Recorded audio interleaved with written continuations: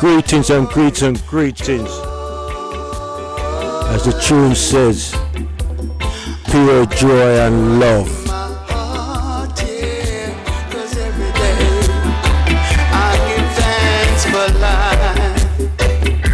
Beautiful brother, Barry Dread.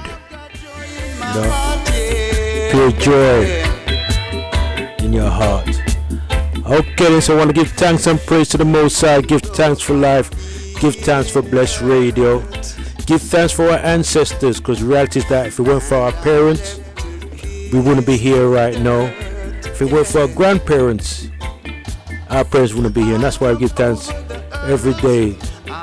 And those who come before us, because if it weren't for them, we definitely wouldn't be doing what we're doing right now. I never see a baby start cook, clean, wash, pay rent, ramp it on the place. I never seen it done. We've all had help along the way. So that's why it's very important to give thanks. See? Give thanks to the fellow presenters, DJs on Blessed Radio. Give thanks for the management for a fantastic radio station. Big up to all the freedom stations out there, north, south, east, and west. See? We're not going too much talking, because we have some serious people inside the house here, and these people I know personally, my good friends them, in fact very good friends them, you know what I mean? I don't judge people what they're saying, I judge people what they're doing, and what they're doing is tremendous work. So that's why I give thanks, and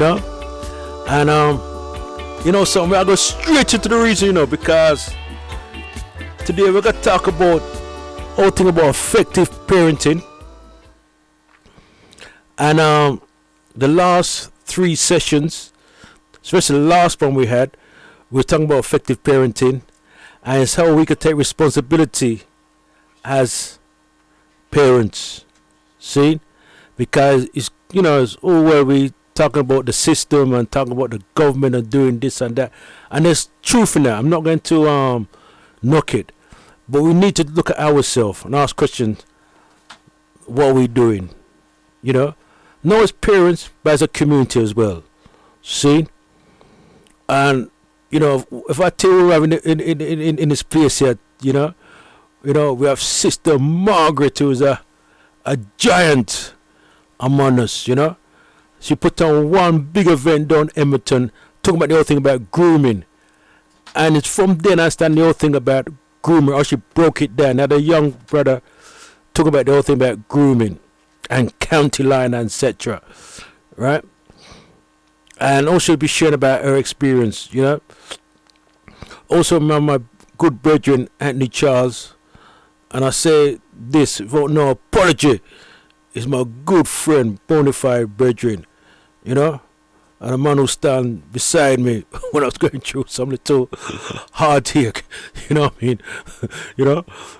Stand beside me and say, look here, it's alright. See? And Anthony's a man, deal with business. He's a consultant, he's down Wood Green and teaches about business. He's a business coach. He's a motivational speaker. He's a presenter. See? And, in fact, people don't understand this, his background is also, he's a DJ as well, you know what I mean? You wouldn't know the man's a DJ still, But he's a man, he's about helping individuals fulfill their true potential. That's his main focus, as well as Margaret. See? So he'll be reasoning with us. See? We do Itrica will be, I don't know if she's arrived yet, but she'll be joining us as well. So, she's here? She's alright. She'll be reasoning with us soon. And again, remember I tell you we have some high status inside this place here. I think we have to take the red carpet talk because, and again, she works in the schools. She understands the system. In fact, she works with teachers, does a lot of work around meditation and all about grounding, and focus. See? So she'll be jumping in with us. And this all geared up to the event we're doing on the 25th of in fact it's next week Saturday, you know. Next week, 25th of January, you know. And we do have, like I said, we have 6 people on the panel, and just give a little spin, give a little focus, the whole thing about effective parenting. Now the people might say, well, boy, Doug, the last few years, you talk about the same thing. Effective parenting and mental health and this and that. See? It's something we should talk about all the time. All the time. I listened to Paul Merson. He was a footballer, ex-footballer, and he was talking about his journey, right? And he said that if he never talk to people on a daily basis, he'll go mad, right? He said that, what he made me laugh, he said that the most popular program on soap programs is Coronation Street and EastEnders. And he said that there should be in it every half an hour, we should talking about well-being and mental health and that stuff there, you know. So, you know, serious thing that we are dealing with right now. Serious thing. Oh yeah, my man clipped me as well. Hollyoaks and Emmerdale and them program there, very popular. See?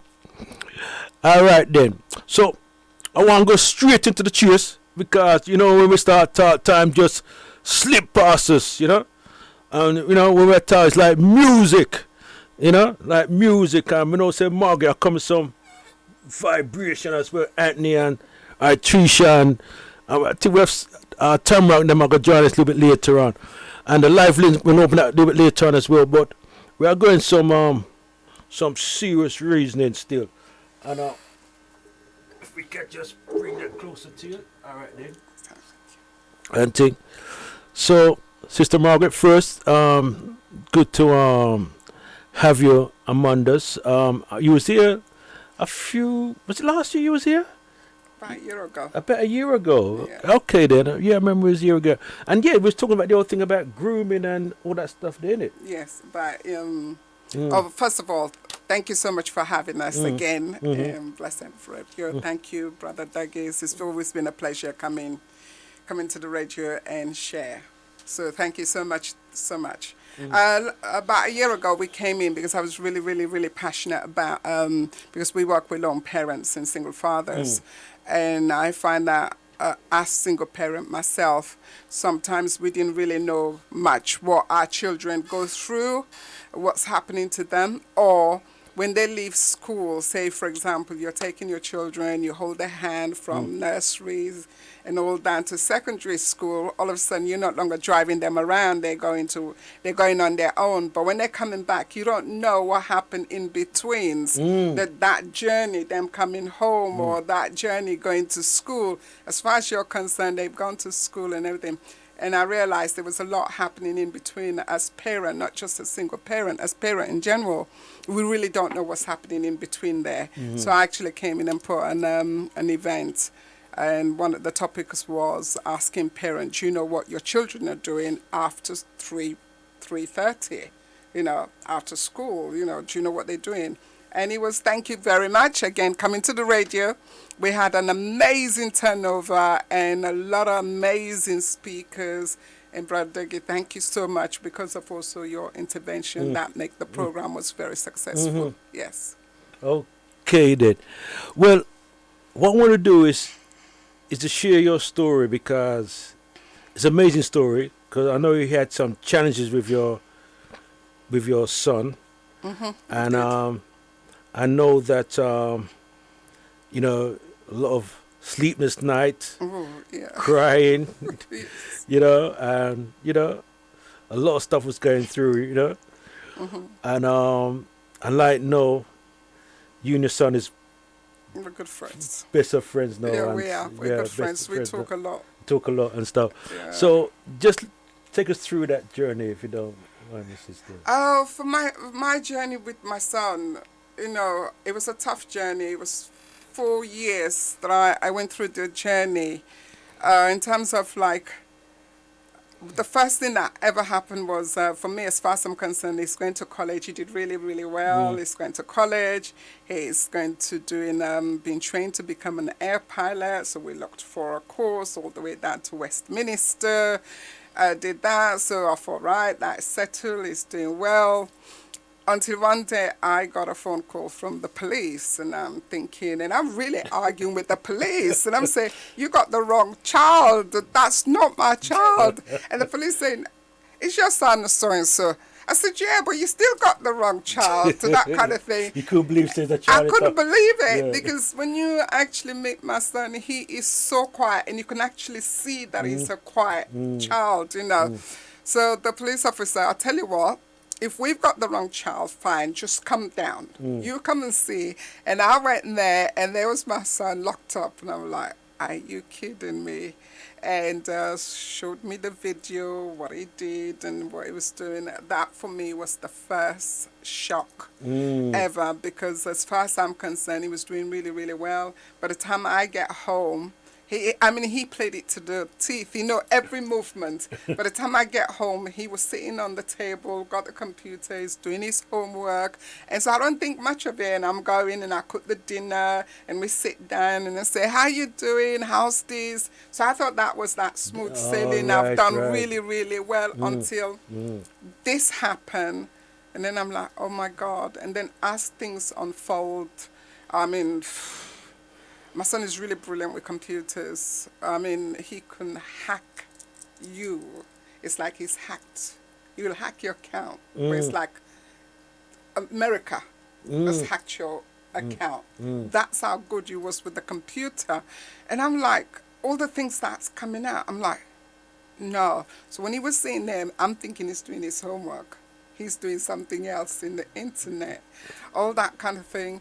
And I realized one day as we got talking with the journey, with the police, and then I realized he was recruited from the age 13, and I was not aware. I was recruited, yeah? It was recruited. Okay. Selling, and I did know nothing about it until when the police called me and all things start happening, and that's when it really, I could deal with the hacking of my account, but that bit now.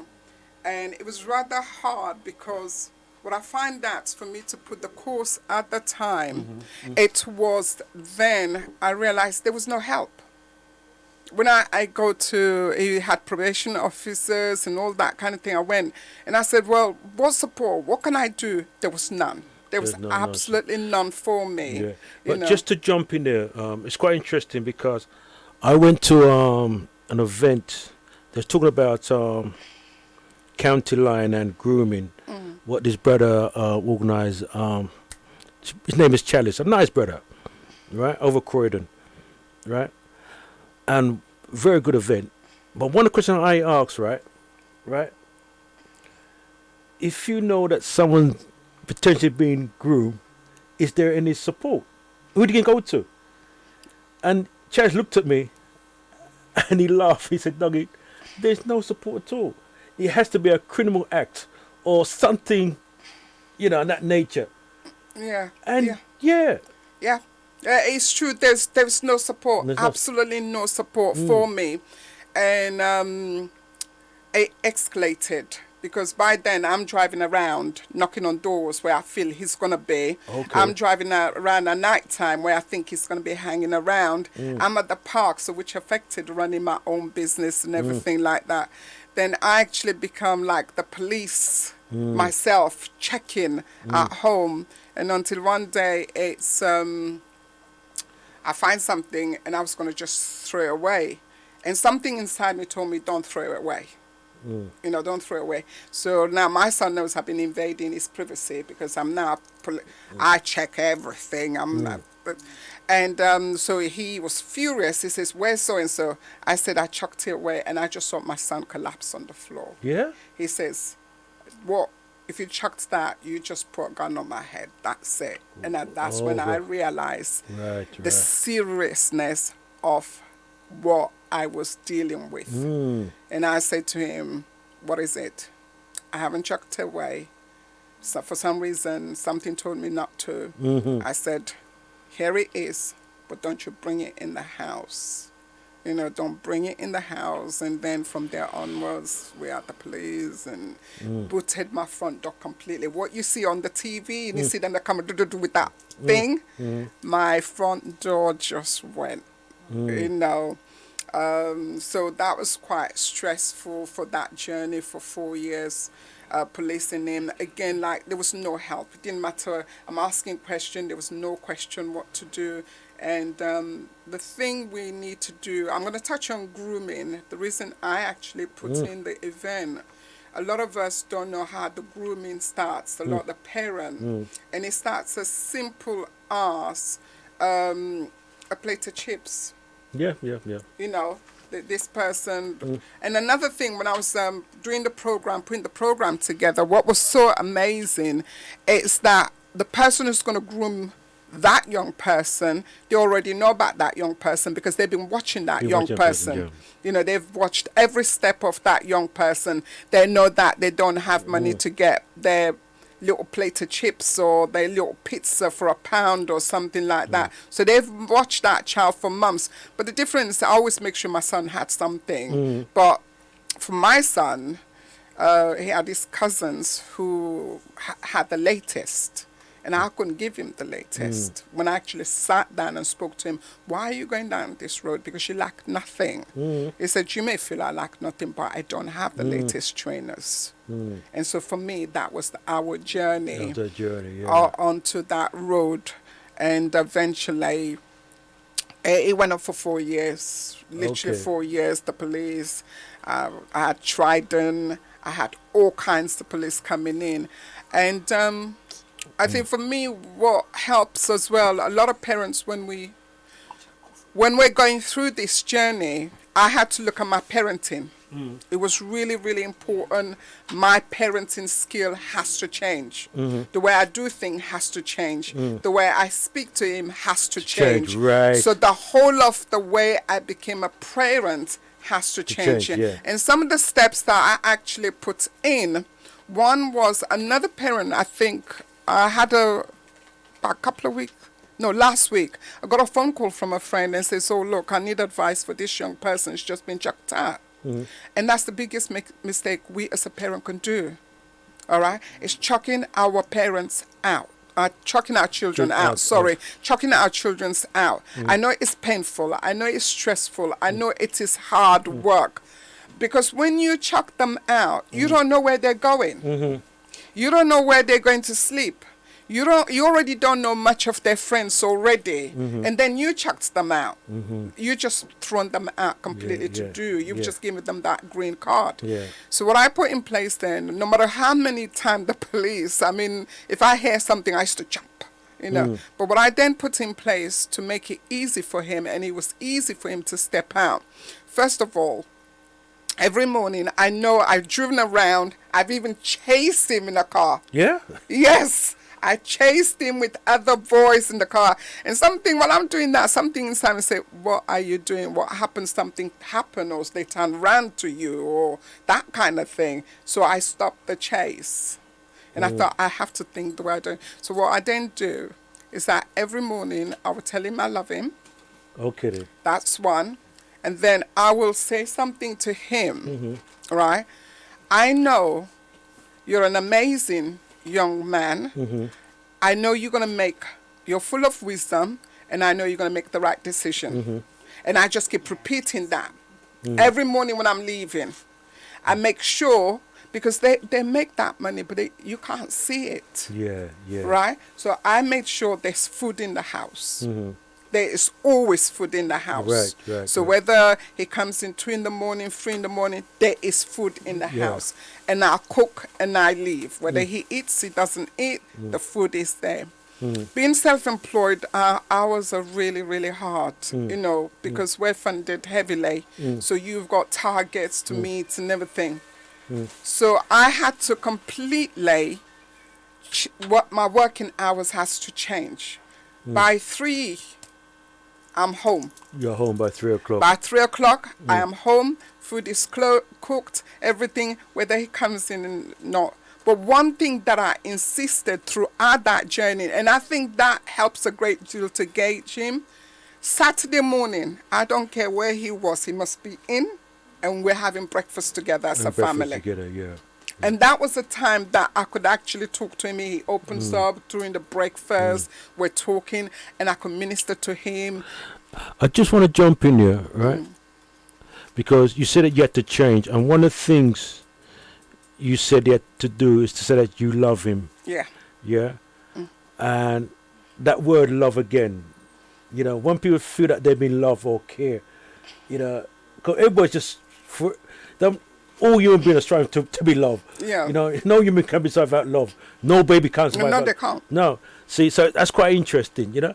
So what's the relationship between now and your... Oh, the relationship now is fantastic because I put that in place. Sunday dinner. I don't care where he was on Sunday. Sunday's family dinner. And he comes in and sometimes he don't eat, but he's in on Sunday. So through that journey and through repeating the words constantly, I love you, and just not talking about the bad stuff or what's happening, but talking about the positive stuff. Right. Because as far as I'm concerned, I look at it, our young children, they are already hurting out there. All right? And as far as I'm concerned, he was hurting. He didn't know how to bring it out. So he was hurting. So I need to find out a way to reassure him, look, you're in a safe place, safe haven. And I remember one day it really got so bad, but all that time I made sure the words that came out my mouth, they were positive words. Okay. Constantly affirmative. Right. Saying, you're doing really well. I know you're a really intelligent young man, and I know you're going to sort this out. I know you're going to come out of it. Because there's no point in saying, come out of it. They dig their heels. But the fact I was constantly telling him, I know you'll sort it out. I know you're a sensible young man. I know you got wisdom to make that decision. So I'm constantly pumping that and make sure everything's all right. If he needs a hug, I hug him. Even though I do not approve at the time, but I knew if by doing those things would change him. And then one day the police came in, and that was rock bottom for me. And when I say rock bottom, because by then my door was gone. Oh, God. And I didn't have the money to fix the door. And because the police discovered something, they said, we're not going to fix the door. So here I am, no money to fix the door. The door is gone. And I was literally just walking, crying. And all I could do was just pray. And I said, I've had enough, God. I don't know what I'm going to do with this. I'm here now, what I'm going to do. And you know what? That happened on a Friday. Saturday morning, I was just in my bed, literally crying because I've hit a rock bottom. I don't know what to do next, you know. And he just came up. And my son just came in my bedroom, knocked on the bedroom, came in, and he says, can we talk? I said, yeah, you know. I'm thinking, what are we going to talk about? What am I going to do? And he came and sat on my bed, which hasn't done that for a long time. And then he said, you know what, Mom? All this silliness is not working anymore. I'm stopping. Just said that to you, yeah? That was it. And that day, my son just stopped. Stop. I didn't say anything. I said, okay, when you're stopping, what have you put in place that would be able to... I didn't go and do this and go and do that and go and do that. For me, my belief was taking it back to him. Because as he makes the decision, what I've learn about your child. Right, it's so important we learn. So what I've learned about him, if I say do this, that's not gonna done. But if I take it back to him and say, well, what do you think? What is the best option? What is the best decision? So as we have that conversation, he's very good with his hands. He said, I want to go back and repair motorbikes. And he used to do that when he was about 12, 13. We used to drive around and pick up broken bikes, and you know, I'll set him up and he does them and he sells them, and he's good at selling at eBay. So I said, okay. And and then he went on to start his the business, the motorbike. And the most awesome thing about that, it disciplined him.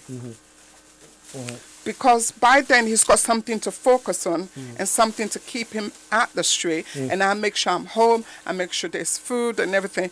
And now where we are, if you ask my son, he would say, you know, I'm his best friend and he's my best friend, and we travel a lot together. Right.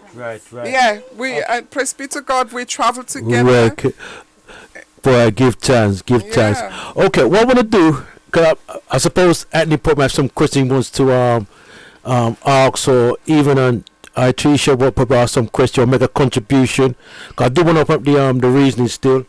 Wadada, I forgot to mention Wadada, who is a saxophonist, one of the best to me in Europe, definitely one of the best in the UK. The man practiced 8 hours a day religiously, you know. And the man was telling me for the last 10 years, Dougie, I've been practicing. Is it 10, 12 years? No, how many years?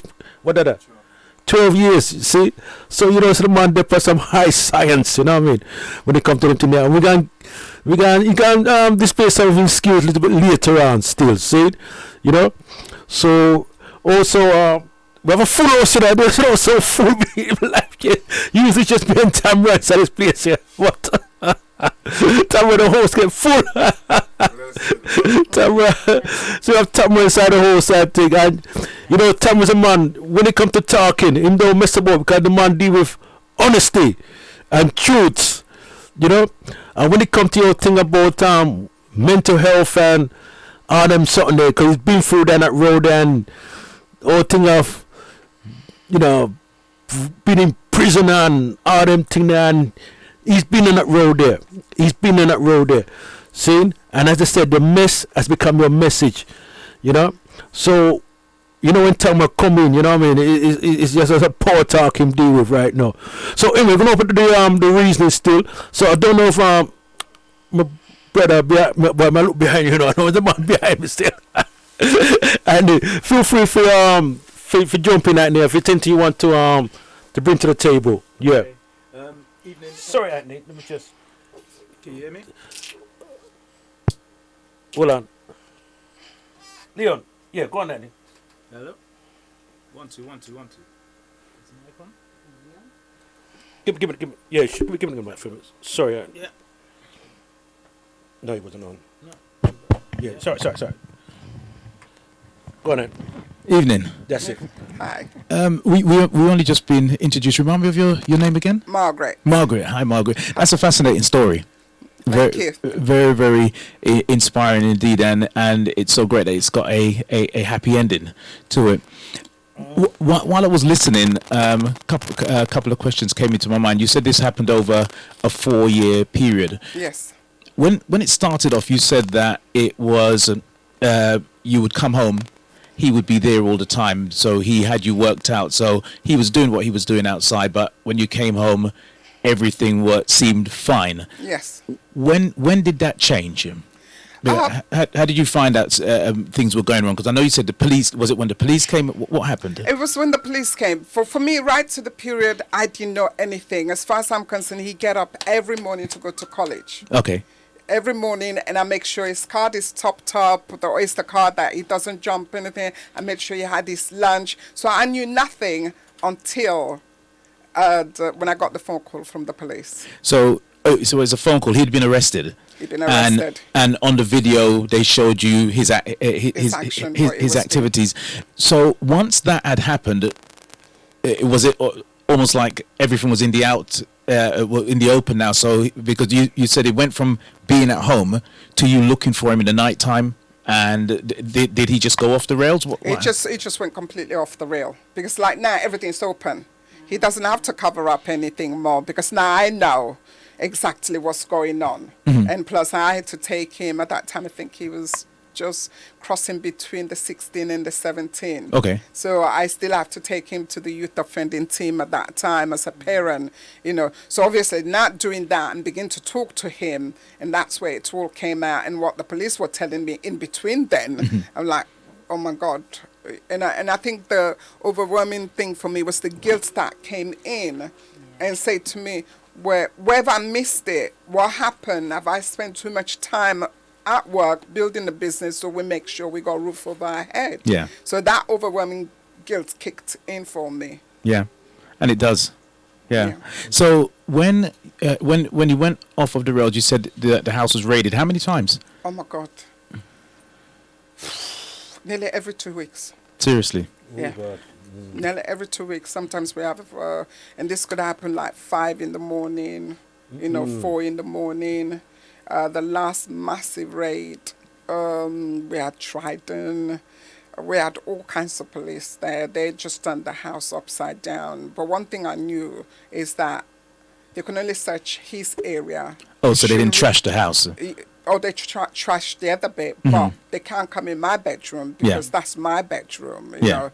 So I've been handcuffed with them and dragged out of bed and never. Yes, literally handcuffed and dragged out to say, thank goodness I had my pajamas on, you know. Wow. And we're sitting together, and I'm saying, well, why you handcuffed me? And they says, well, because this time they said the raid was a lot more serious, and I could have been be dangerous. I said, well, you know. So quite numerous times. How did that affect you and your neighbours? Very embarrassing. Yeah. Because they knew him because when we moved in, he was about 5 or 6. But like I say, he was a very shy. So they kind of shocked to the parents, neighbours them, innit? Kind of shocked to the neighbours because the other neighbours, although they're not saying to you, you can see things are happening, but you know, and most of them they know him small. And as I go on, and people would say to me, "But your son is so good. We used to tell him." So the neighbours were already talking to him, asking him, "What are you doing with this group?" And I didn't know that, you know. So neighbours would say, "You shouldn't be there." And it's only when all things coming out and then start picking up those things. And if you can say, what was he doing? Can you say? Or no. Yeah. Okay. Yeah. No. And just the only reason why I'm asking, because there are people listening, and there are people who want to know. Somebody can listen and think, well, you know what? It wasn't as your situation couldn't have been as bad as mine. So that was the only reason why I was asking, so that people can. In case of that, he was. Firearm. Okay. That one. Hardcore drug. You know. Yeah. Making and dealing his own stuff. Yeah. Because he got tired of being a foot soldier? Yeah, he got tired of being a foot soldier and said he's going to run his own business. The sister wants to come in. I just got about 2 more questions. How did he actually? Because you said, I'm going to say, how did he come out? But you said when you found a substance, he said, if you've thrown it away, you've put a gun to my head. So it's a serious thing. So if it's serious, and again, I'm asking the question because there are people listening who will say, well, easy for you, my kids can't get out of it. So how do you get out of it? Because making the decision, that's your decision. But if it's a situation where there's somebody else who is calling the shots, so to speak, how do you get out of that? How do you get away from them? Right, it's really difficult for me to answer that question because every situation is really, really different. Absolutely. It's because as you asked that question, it was a specific case that I could remember. Yeah. The parent who has found substance for their child, and there's been a documentary on the TV and everything. Yeah. Who went to rescue the child and everything, got there to rescue the child, tell the child to go home, took the substance and threw the substance. A month later, the child got shot and get killed. Yeah. So those situations are there. Yeah. You know, they happen. Yeah. So I can't really say how to get them out because it's really, really different for each individual child and how deep they are in it. Yeah. But I know definitely when it's not on when I first heard county line, I'm like, what's count? Because I remember when you used to get the WhatsApp photo, this child is missing. And I remember having a conversation with my son. I said, why comes all these childs are all missing and everything? And my son looked at me and said, they're not missing. I said, what are you talking about? They're not missing. That was the end of conversation. All right. He didn't say nothing much. Why? But he said, they're not missing. Have you heard them? Another question he asked me, have you heard them if they're dead? Have they discovered bodies? And I said, well, no, they haven't. Then they're not missing. That was the end of conversation until I went to an event. And that's when I realized what is county line, what it's all about. But in terms of going back to your question, I really can't tell you step by step how to take your child. No, it wasn't how to do it. It was how he did it. Because it was just his own individual one. Yeah. Like I said to you, it was the steps I kept giving him. Yeah. That reassurance. Like every morning, I would make sure I would say to him, you know what? I really love you a lot. You're a young man that is full of wisdom and knowledge.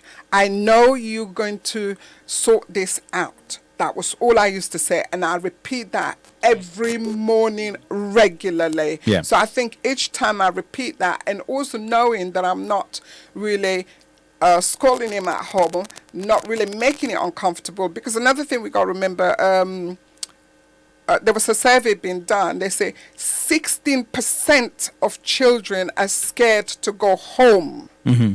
So that's why our children, and that stuck on my head. All right. So I know I got to make his home safe. Yeah. All right. I got to make the home safe for him. So when he decide to give up, that was it. Another thing I put in place. Okay, you can do all those things, but none of your friends must come anywhere near the house. Mm-hmm. And I patrolled the house. I know, because who do we call? I didn't have anybody to call. So that was something that I established as well. Yeah. That none of your friends come anywhere near the house. And parent has to just be vigilant. You just have to be open. And I think because of that constant reassurance from every morning, every afternoon, making sure the house is safe, make sure there's electric, make sure there's food, make sure everything that he needs is in the house.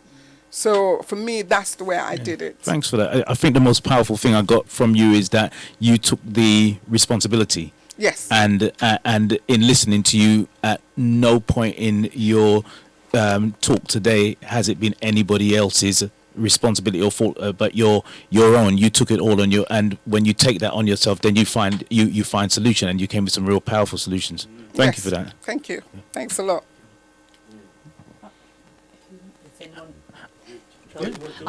You know what, I affirm you and I commend you and the journey. It's interesting to hear. I just wanted to come in really with the solutions as to the end, but I don't know if any of the brothers want to actually ask you any more questions. And I'm not saying solutions that I think, but because county lines, all of these names, this new, it's a corporation. It's a business, isn't it? Yes. And we know there are silent investors. Yes, silent investors. Yes, so we know that this, our youths never went out and made up all of these names and these terms and how the business was going to run and who was going to make the money. So our children have become victims of this environment. The outside environment is dangerous for a certain type of people. Yes. Yeah. Yes. So, and that's, for me, I hear you and I go, wow, I did parenting a whole lot different, and I give thanks to the Almighty Jah Rastafari and Empress Menin the First, because my liberty as a Rasta woman was to bring up Rasta youths. So where I gave them their covenant on their head, I said, you are going to stand for something and fall for nothing. So your locks will always remind you who you are.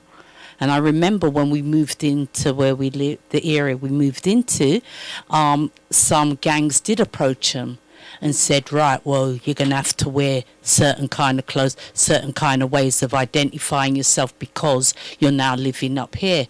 And they said, no. We have our own identity of who we are, and this is how we roll. You're going to have to get used to who we are, and because there was a few of them, we moved into the area and we set our standard.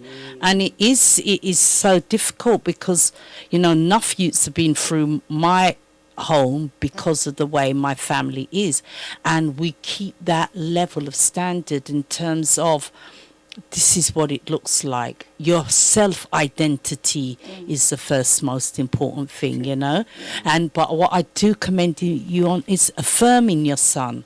Those are the things, these qualities, what I'm seeing now, because I'm part of the health and well-being, and that's my area.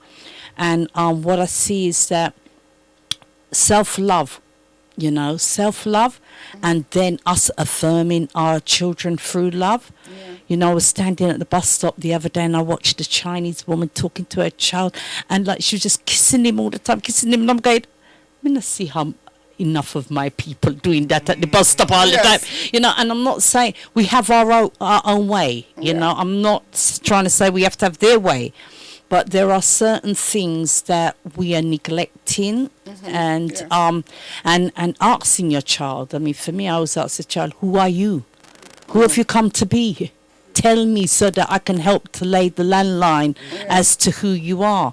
Those are, you know, there's just there's a lot that we can learn from your sharing and all of our experiences, so that we can do better. Because remember, we are the kings and queens, you know, really and truly. Nothing should be at our door. But yes, I'll pass on to my brother. Okay. I was just ailing you up. Oh. But it's family. We're family, and we're looking at how we're doing this thing in family, because it's not. I hear my brother saying that, you know, you took responsibility, but really and truly, you had to do it the rough way. You know, really and truly, this isn't you. You never orchestrated this. No. You never had set this up for your son. You were doing the right thing. Yeah. I know. It's a hard one, but let me pass it on. I just want to jump in here. But you are coming. I don't see you are coming. Well, don't forget, it's in the steering wheel. So, what I'm going to say is that it's quite interesting, sister. And remember, I was saying that I was at a meeting and I was talking about county line and grooming. And one of the things I was saying that, you know, if you know that your son or daughter is being groomed, or teacher being groomed or whatever, who do you go to, right? And the brother looked back and said, "No, you just shook his head." Said, "There's nothing out there at all," and that's really sad. It has to be like a serious crime or whatever. I mean, someone might want to add something, but that's serious. That's serious. Yeah, you're coming. Right. Well, anyway, the first thing I want to say, you know, I love you, sisters. You know, I just have to say that. And the brothers in the house love you, everybody in there, so we love them, yeah. And next thing is that I think we need to realize that how we came here, you know, when you have a war, you know, and one side of the war, one side of the people who's fighting the war, they lose. The one who lose get taken as captives. We're captives here, and we always tend to forget about that. So when you're talking about the youth, them getting used on the street to make money, as the sister said, it's big organizations. I didn't say Masons or anything. You know what I'm saying? But, you know, I think that's the most important thing, and I do commend you, sister, because the most important thing is that you showed the love, you know, and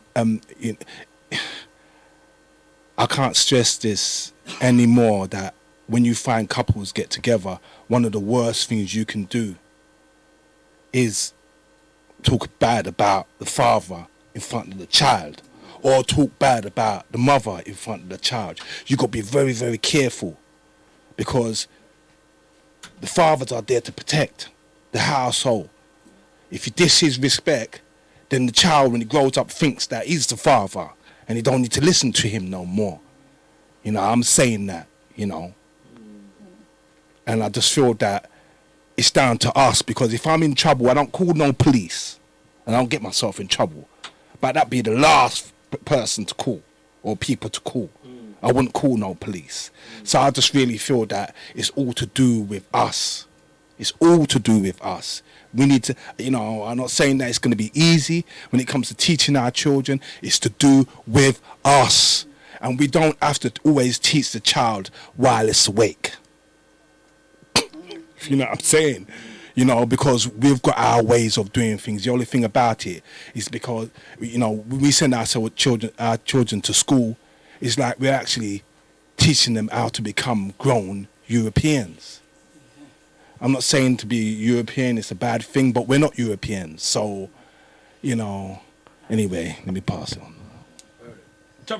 Yes, greetings to all you beautiful people out there. I'm Tamara Gabriel, and God bless FM, and God bless everybody in the studio here, and You know, you bless everybody connected with this station, and you bless all the sufferers out there.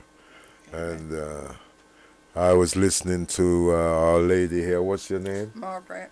Margaret, yes, Margaret. And yeah, love is the key in all this, as you demonstrated. And you put up certain boundaries. You didn't throw him out. I mean, some people have to go to the extent of throwing their children out because the children get so dangerous and unruly in the house that the mother is actually scared to go home, you know, and things like that. Obviously, your case is different, and each mother and father have to know how to deal with their situation, because every child, every situation is unique, although it's the same similar problem, you know, so to speak. I'd like, yes. Can I just add on to that? But definitely, every situation is different. But for me, the thing is, because I remember my son smashing down the bathroom glass, completely smashed it out, completely, because he did something, and I said, "You're not leaving this house." And I stood up, and he made a comment, "If you wasn't my mother, I could have just killed you one time," right? But as he made that comment, I still stood and said, "I'm not moving until you picked up every single glass in that bathroom you smashed," because something happened, and he just smashed every mirror in the bathroom, the door, everything. So, yes, I was scared of my son, to a point where if I'm going to bed, and I don't like closed doors, up to now, we have now understanding, I stopped closing door, where I go to bed and I actually lock my bedroom door with the key. So that's the fear that I carried, because he can come in at any time. There was one time he wanted to get in, I think he lost his key, I make sure that he comes in. I mean, he was going to break the window to get in, you know. So for me, the fear is there. But the thing is, I had to make sure I'm the parent. I mean, I went in, after that done, when he's gone now, I said, like, "My God, what did you do?" And I just went in my bedroom, locked the door, and cried, you know. But yes, that's the way for me. It is different in every situation, but I have been in a situation, my son, to say to me that I was scared of him as much as I stood up at all given time. Every boundaries that I put, I reinforced them to make sure he followed them. Right. Did you have any backing from his father? He didn't want to know. He popped up once, and they saw everything, and didn't really want to know, so I just left it as it is. You know, because he walked away when he was 8. And he popped up when he was about 16, 17. I don't know what he was expecting, but it didn't work. So, yeah. And when he came in, this was all happening. And he's like, "Okay, I'm out of here." That was it. Did you tell your son that you were scared of him? No, because what I wanted to do is not to empower him with that. No. Yes? Yeah. I didn't want to empower him with that. So I didn't tell him. But whatever it is, no matter how much I'm crumbling inside, I'm standing up. Because by standing up, he knows that there's certain boundaries, there's certain limits that he cannot cross. Yeah. You know, even though it was painful, even though I'm really fearful, even though, like, sometimes he's talking and he flipped and I'm like, I just stand and don't flinch until he's left. And what were the consequences if he crossed any boundaries? I don't know, like maybe coming in at 5 in the morning instead of 12 at night or whatever. That boundary, I had to remove it because of the line of work he was doing. I had to remove that boundary. I didn't stress that boundary out because that would have kept him out. Yeah. You know, I did not stress the boundary that he was sleeping till 4. And the way I looked at it, in fact, if he stay home and sleep all day, it could keep him out potential of him being harmed. So that's how I looked at it. So I rather prefer it. He was sleeping till late and everything. And there's quite a few situations that came up, and I've come home and he was waiting for me. He says, "Mom, I'm so glad I didn't go out." I said, "What happened?" He said, "Today X, Y, and Z has happened to one of my friends." But I couldn't wake up. I was sleeping, and I kept thinking, "Thank you, God, that you've allowed him to sleep." While all that was going outside, because he could have been out there. So I never stressed none of those points to say you got to be here on time. because at the end of the day, you as a mother, you're going to set yourself to fail because they're going to challenge you on that. You know? Yeah. I just, you know, this is the thing, the creativity. You have to have that flexibility.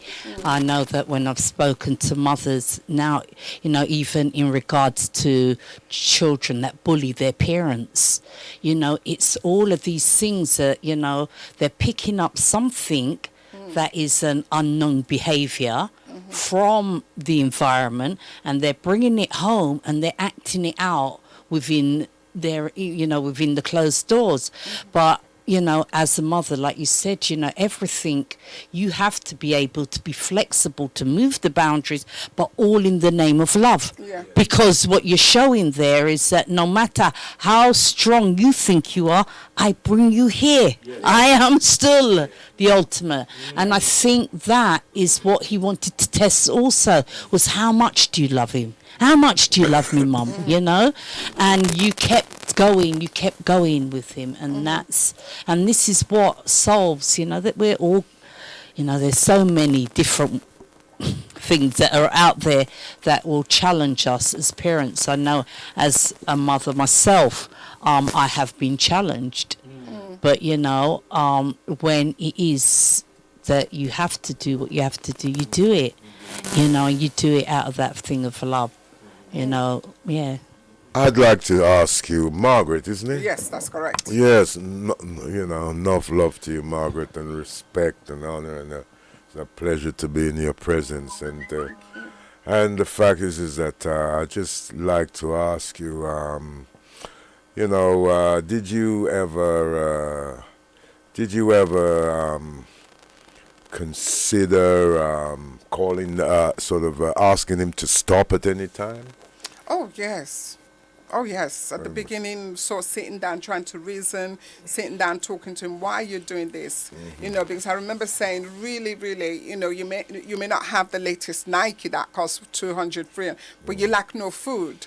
You may not have all this, you lack no clothes. You may not have, or you lack no drink in the fridge. You may not have, you lack no food. You didn't go to school, not wearing, you wore the same shoes that everybody else was, you know, you wore. I've gone all out to do so. So yes, I did. I asked that question many times. And for me, the answer he gave me at the time, it literally broke my heart, because somebody else is wearing this X amount trainers, and they change them regularly. Right. So for me, yeah. Peer pressure on Peer trainers. pressure. Yeah. But I just want to jump in there, because that's quite interesting. When you ask him, and he broke your heart, he said that because someone else is wearing something what he wants to wear as well, yeah? Yeah. And it comes back to the other thing about culture and values, what my sister was talking about. Once you lay down culture and values, you know what I mean? You know, to me, that's the key. You know, they're taking other people's culture and values. You know, so that's quite interesting. But you know, the question I'm going to ask you, because people are listening now and saying, "Wow, what a journey!" But know that other people's been through the same thing out there as well. I'm quite confused and putting that kind of will and determination. And in fact, let me give it. It's not even a joke. Right, this woman, a big woman still, right? She was saying that you know, she got worried when she never see her son after certain hours, right? And when she heard that the boy is locked up in the police station, right? She said it's the best sleep she's ever had. You imagine that? She said it's the best sleep she's ever had. You know, she could sleep and just keep herself, you know what I mean? Because as a mother and as a parent, you just worried, your heart start beating over the blasted place, you know what I mean? And so when you hear that it's in the police station, right? She's the best sleep, you hear me say, she's ever had. See? So what I'm saying, Margaret, that people go through some serious stuff out there. Yes, they are. Right? Some serious stuff. I mean, don't even know. Yes, Right? they are. Yeah, Some serious stuff. But the question will be now, right? And this probably everybody can chip in here. What can we advise or what we can suggest in terms of people going through that situation, what they can do, or what advice you would say to parents, you know what I mean? And this is open up for everybody, just to give a bit of focus here, you know? Yeah. Okay, for me, I believe everybody got different belief, different religious belief and everything. For me, the first thing that I was putting in place was prayer for him all the time. And then one of the biggest things that I really, really prayed for, it was God, give me the wisdom to be the mother you want me to be to this child, because I needed extraordinary wisdom to deal with this situation. I've got 2 children, so I can't, my other child, the other one is lady, woman killer. So that one was a different situation altogether. I mean, that one, if I get tired, I just lock the door, tell your woman not to come, you know.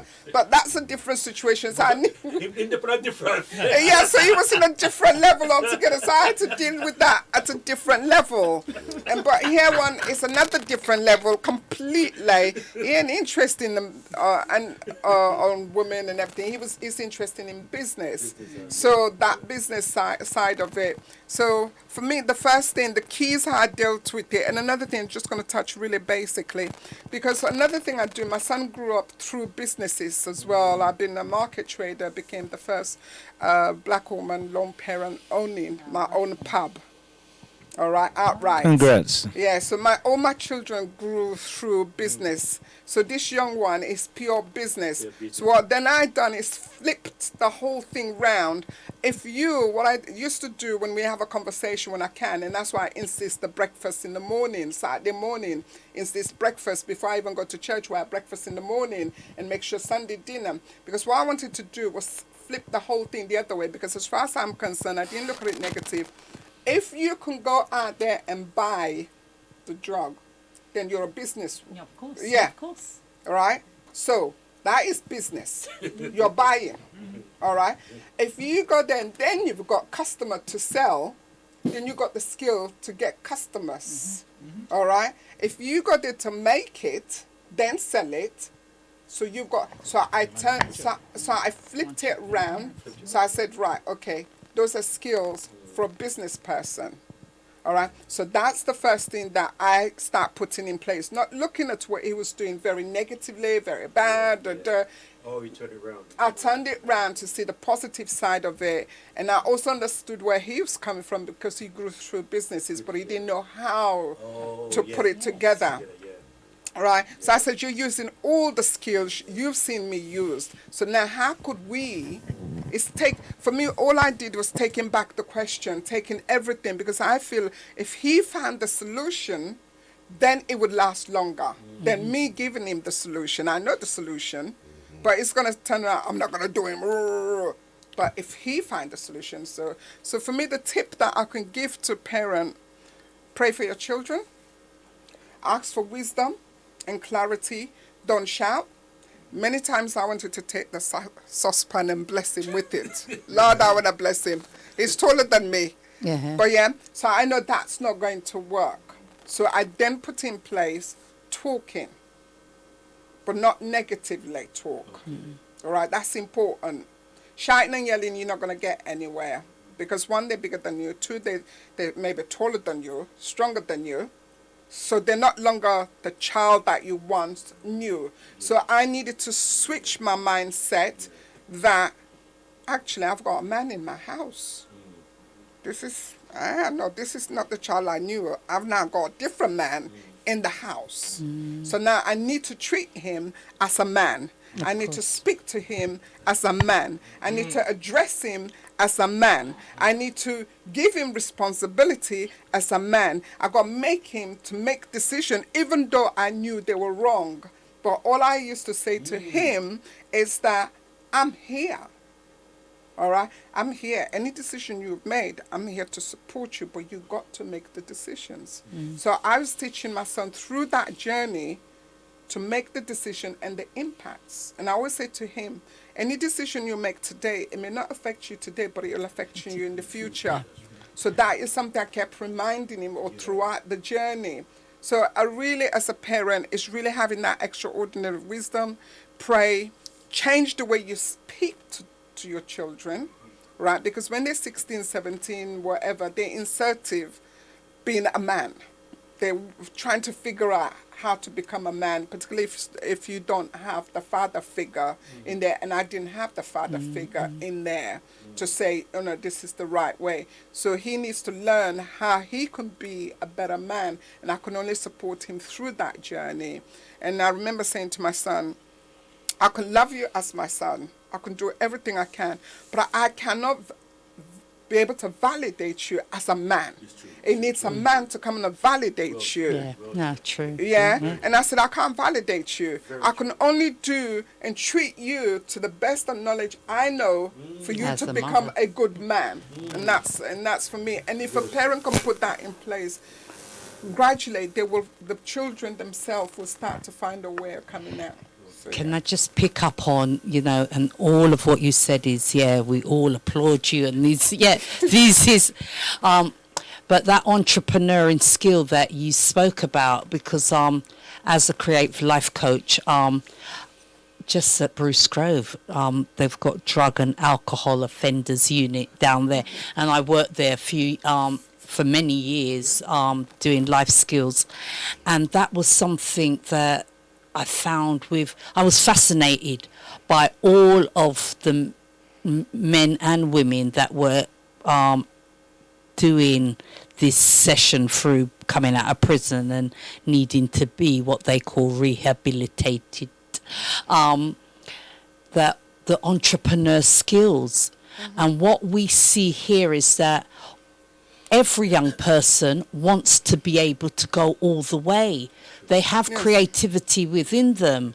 It's just that there's not enough opportunities in enough different departments.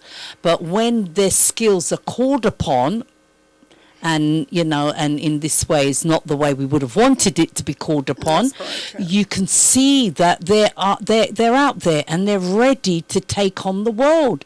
They are businessmen and women, and like any other nationality that comes up and grows up and then starts their own business, our young people need those opportunities. So I think we have to be more collective in creating opportunities for our young people. No, I definitely agree with you, because through the journey, I'm very passionate about mentoring everything. I've worked on the program, which I've developed the program, which is young. I forgot the title of it. It's all about business for young people, but I brought it at a grassroots level through the journey with my son, and then just break it, but through a mentoring point of view. So that's what I've done. But exactly, and that is what is missing, because I'm out there working with parents. Hence that I put on the event to set the question with, do you know what your children are doing after school? And that was the event. And that was to re-engage parent. For me, is really impacting and inspire the parent to know what's happening out there. So then the program that I've specifically written, I have not yet released it, is particularly looking at those skills. Look, you're a businessman. You're a businesswoman. If you can do that, guess what? You can run an empire. So the program is specifically for that. Yes, thank you. So Margaret, you've got two sons. One of them, the police is breaking down the door. The other one, the women breaking down the door.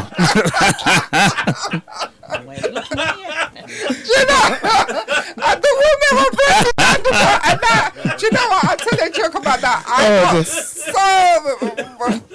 I don't know how my son dates those. I call them the women from hell. Because there was one, I got so mad I went and got a broom from my house. Chase him to sweep her out.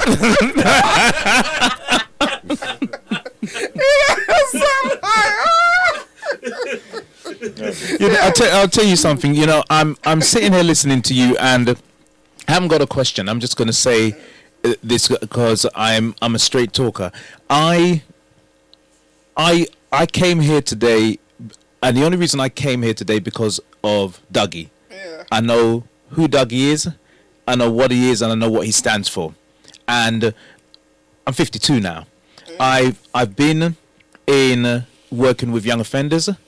I managed a program in Stratford for a couple of years, and I had 14 members of staff, several hundreds of £1,000s budget, and I walked away from all of that work because I was so disillusioned as to how I can sit down and watch all this money on a computer screen, and the decisions that people made had nothing to do with helping those young people whatsoever. In actual fact, in most cases, and I worked for two different programs for a long time, and had affiliations with lots of other programs, and so these programs were big programs.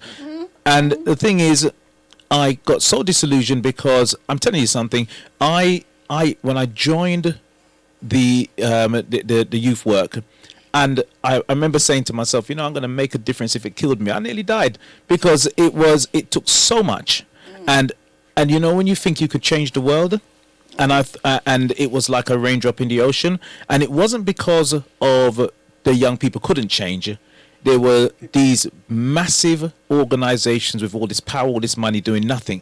And over the years, I've been to many, many meetings, and I've gone to meetings and I've walked away, and I've kind of said to my wife, you know what, I ain't going to any of these meetings anymore. They're just talking. When Dougie asked me to come here today and to go to do the workshop, if not for him, I would have said no. I get many invitations and I just don't go, because I don't believe in what people are doing. I sit here today, and I'm going to tell you something. I don't know the last time I have heard somebody speaking like you.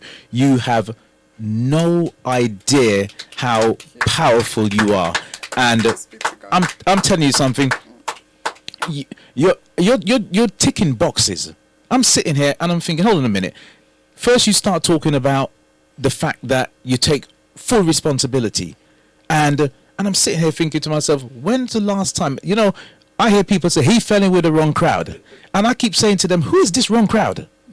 Show me them, because where's this wrong crowd that they fall into? Because each parent, if there's 7 of them in the wrong crowd, each parent says the wrong crowd. So nothing. You're not blaming anybody else. And then I sit here and I'm listening to you talking about the young people running this thing as a business, and I've seen children in front of my eyes sell SIM cards for several £100s. A SIM card that they bought for £10, because the value of it when it goes into the phone, and who starts ringing and what they're asking for. Yeah. And I'm listening to you talking about flipping the script on business and teaching him, and each step of the way, I'm going to tell you something. I'm not religious. I'm very spiritual, but I'm going to pray for you. Thank you. I'm going to pray for you that you're on planet Earth for at least the next 20, 30, 40 years. Amen. Because I have not heard anybody speaking like this in ages. You need to write a book. I'm an author. Good. Tell me where the book is. I need to get it. You need to launch that program, because there's a way in which you think. You talked about Einstein says that Einstein has that saying, the significant challenges we face on a day-to-day basis cannot be solved at the same level of thinking that we had when we created them. And I listened to you, and you just said that in your own words, because you said, I don't know how to do this. I've got the knowledge to bring him thus far. So you kept praying and asking for more. You know how many people just go through life and they know it all? They know it all. And I'm listening to you and I'm thinking, this is it. Here's a formula right here. And even though you have an individual story, even though everybody's story is different, I will tell you something. You have covered enough in this short space of time to save several thousand lives. Amen. You need to do this thing, and I'm really, really sorry for what your son had to go through for those 4 years. I'm sorry for what you have to go through. But we're on earth, and on earth we must face challenges. Yes. We must. And I believe whole soul, everything happens for a reason. Everything that happens to me, I always ask myself, what am I going to learn from this? And I don't want to put this on you, but I'm saying that this may have happened to you because you are the answer. And you must. I'm sitting here and I'm thinking to myself, it's all there. And I know we've all got more, but I've not heard one person with such a comprehensive answer. And I'm not just saying that. I'm not a person to go around paying compliments for the sake of paying compliments. I sat here and I said, I wouldn't have been here if not for Dougie. Yeah. And as I sat here, I'm listening, and I can't believe what I'm hearing. Thank you. Praise be to God. Yeah. Thank you. Yeah, the story's more than when Dougie said it's a story. It's the story, but it's the answer, Yeah. and it's what you have. So please Thank you very much. keep doing what you're doing. Thank you. Yes, Margaret, Thank you. I'd just like to say that I identified you as a woman of faith, you know, and without that faith in the Most High and that reliance on the Most High to guide and direct and protect you through the valley of the shadow of death, you know, you could call it that, you know, and you faced your fears. Even when you were fearful, you still faced them and stayed with the Most High because you stayed positive. You know, because I know when we separate from the Most High, this is where we get negative and we start shouting at them and shouting negative remarks, whereas when we're with the Most High, it's loving and positive words, but there's a firmness behind it, you know, and there's a self-discipline there and so on and so on. And yes, and you were intuitively guided. I could feel it, I could see it happening, and I know without the Most High, this success that you know, you've achieved would not have happened. It wouldn't have happened. You know, to the Most High be all the glory, you know, for what you've... For me, definitely, I'll have to give God all the praise, all the glory, because when I told Brother Dougie, my passion it's really, and I think what is missing, like we had the London Mayor with the funding and everything, because I've been like you, been to quite a few of the meetings, and I come out, yeah, all this big company applying for the money, but where is it going? It's not going to the children. And I remember I was in one of the meeting, and I said, look, you can throw all this money to this individual, but the training really, it should be the parents. Of course. I said, the parents has to be re-engaged. When you get the parents on board on the program, then you can start seeing the changes onto the children and the impact that's coming. And hence that's why we put the program with Brother Dougie came to help a great deal. I was on the radio.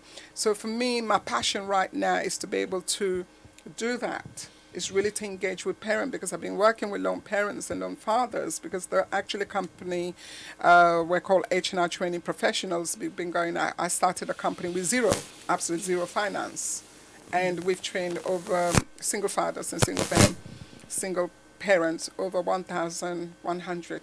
We've trained into business, into employment. We've completely trained, completely. Wonderful. So for me, that's my passion, is to work with them, and so they can really understand what's happening to their children. But until the government start looking at, really, we need to engage with the parent. We may be coming back to have that conversation or hear it on the news. But my passion is for that. But thank you so much. But I got to give God the glory on that. Yes, Margaret, and I'm sure you were, you know, you're very honest, and without that honesty, that self-honesty, you know, you weren't the parent who went into denial and tried to cover things up, and I try to be as real as I can. It's the same with my son, and even now we have a good. He paid for me to go to LA and everything. You know, we went. We had an amazing time. We go on holiday together. We're like two friends when we go on holiday. We do not have the relationship to say. One thing I also say to my son, that we have a very clear understanding from one. I said, I'm going to be your mother till the day I die. You're going to be my son till the day I die. But what I want from you is for us to be best friends. And we work as a team at home. At home, that's why I said to him, we work as a team. So again, for me, it's so important how I bring him up, because the woman is going to meet there. So my son, I don't care what he has. You're doing food shopping, and I'm doing this, and I'm doing that, and you're doing that, and you're... So it's very clear-cut. And I think when we go on holiday, we have that same pattern. It's not like, well, your mum, you're going to spend the money. No. If I run out while we're out, he top me up. When he runs out, while we are, I top him up. So there isn't that, well, you're the mum, you got to do that.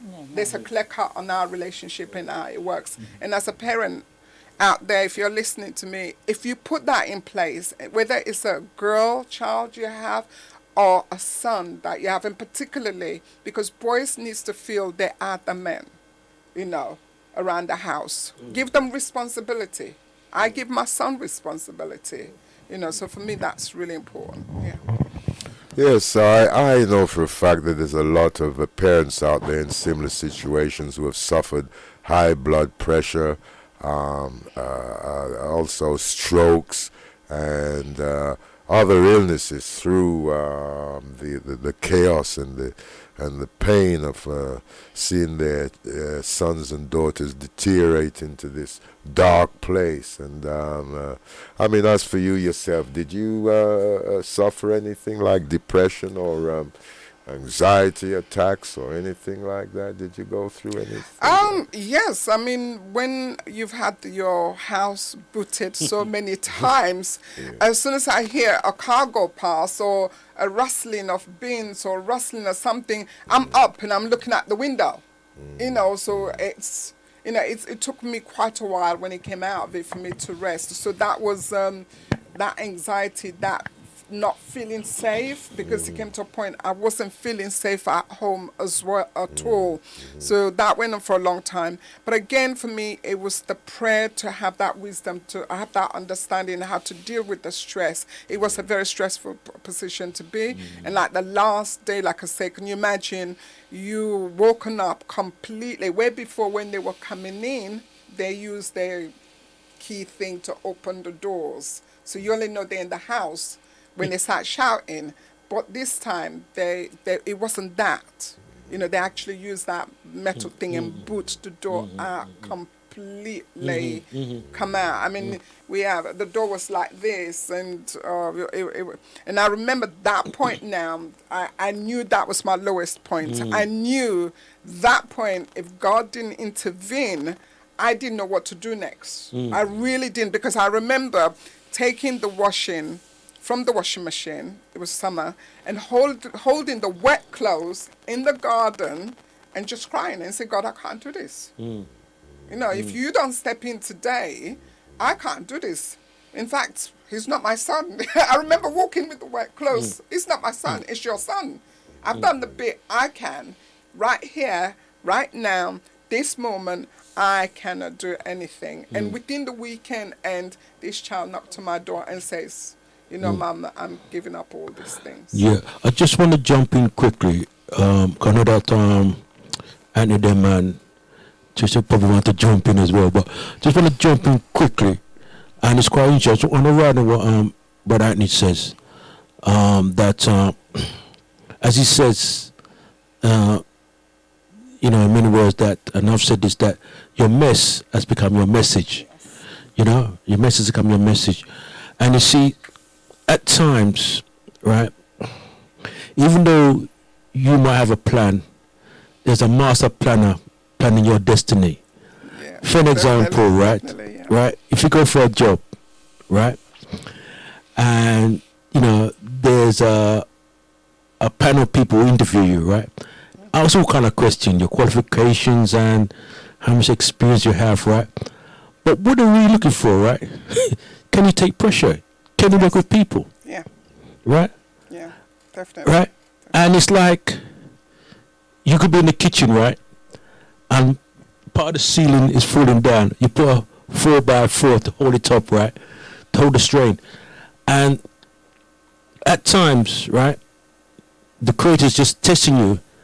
He's got a job for you, but can you take pressure? Yeah. You see my point? Yeah. Right? And it's kind of around what my beautiful brother was saying earlier on, right? Because there's a job for you, and you are the master of this job here. And you've been through the test of time, you know, because, you know, something happened to me, I'll probably just go mad and start going with them nonsense. I don't know what I would do, you know, it'll freak me out, you know, but you know what's interesting, right? When your son said to you, sit on the bed and said to you, is that enough of this nonsense here? Yeah. You know? You know, that's amazing. Yeah. That's amazing. That's amazing, you know? So it's quite interesting how this all played out, because I know I want to come and talk about your story, but the way you talk about it, you know, you really kind of touch us, you know? Because I never felt touched by what you said, and people out there by move as well. You know, yeah, I know that. Anyone the Coming Brothers? That was just a quick question. You said when the police came, you didn't know they were there till they were inside. The first 3 visits, Yeah. or more visits, okay, those kind of visits, they were very quiet. But this time, somebody pointed the finger on my son. They went and gave information because there was one time the police were cleaning the whole street. All right, for some reason, you know, prayers are very, very powerful. When all that's happened is whether my son is sleeping for the whole day, it's not outside when they're sweeping. Yeah. So it happened to be one of the person he deals with got swept with that, and he wasn't part of that cleaning the police were doing. So obviously for that person to have a deal with the police so that he could either be let off or whatever it is, he then pointed on my son. So now the police has come with clear evidence because they knew where to go. All right. And for the first time, I didn't go there. Because normally, any area he's moving, I'm turning that place upside down. You know. But this particular week, for some reason, I didn't. So when they came in this time round, it's that they already have evidence because they knew where to go. Yeah. You know, so you had some that went straight to the place.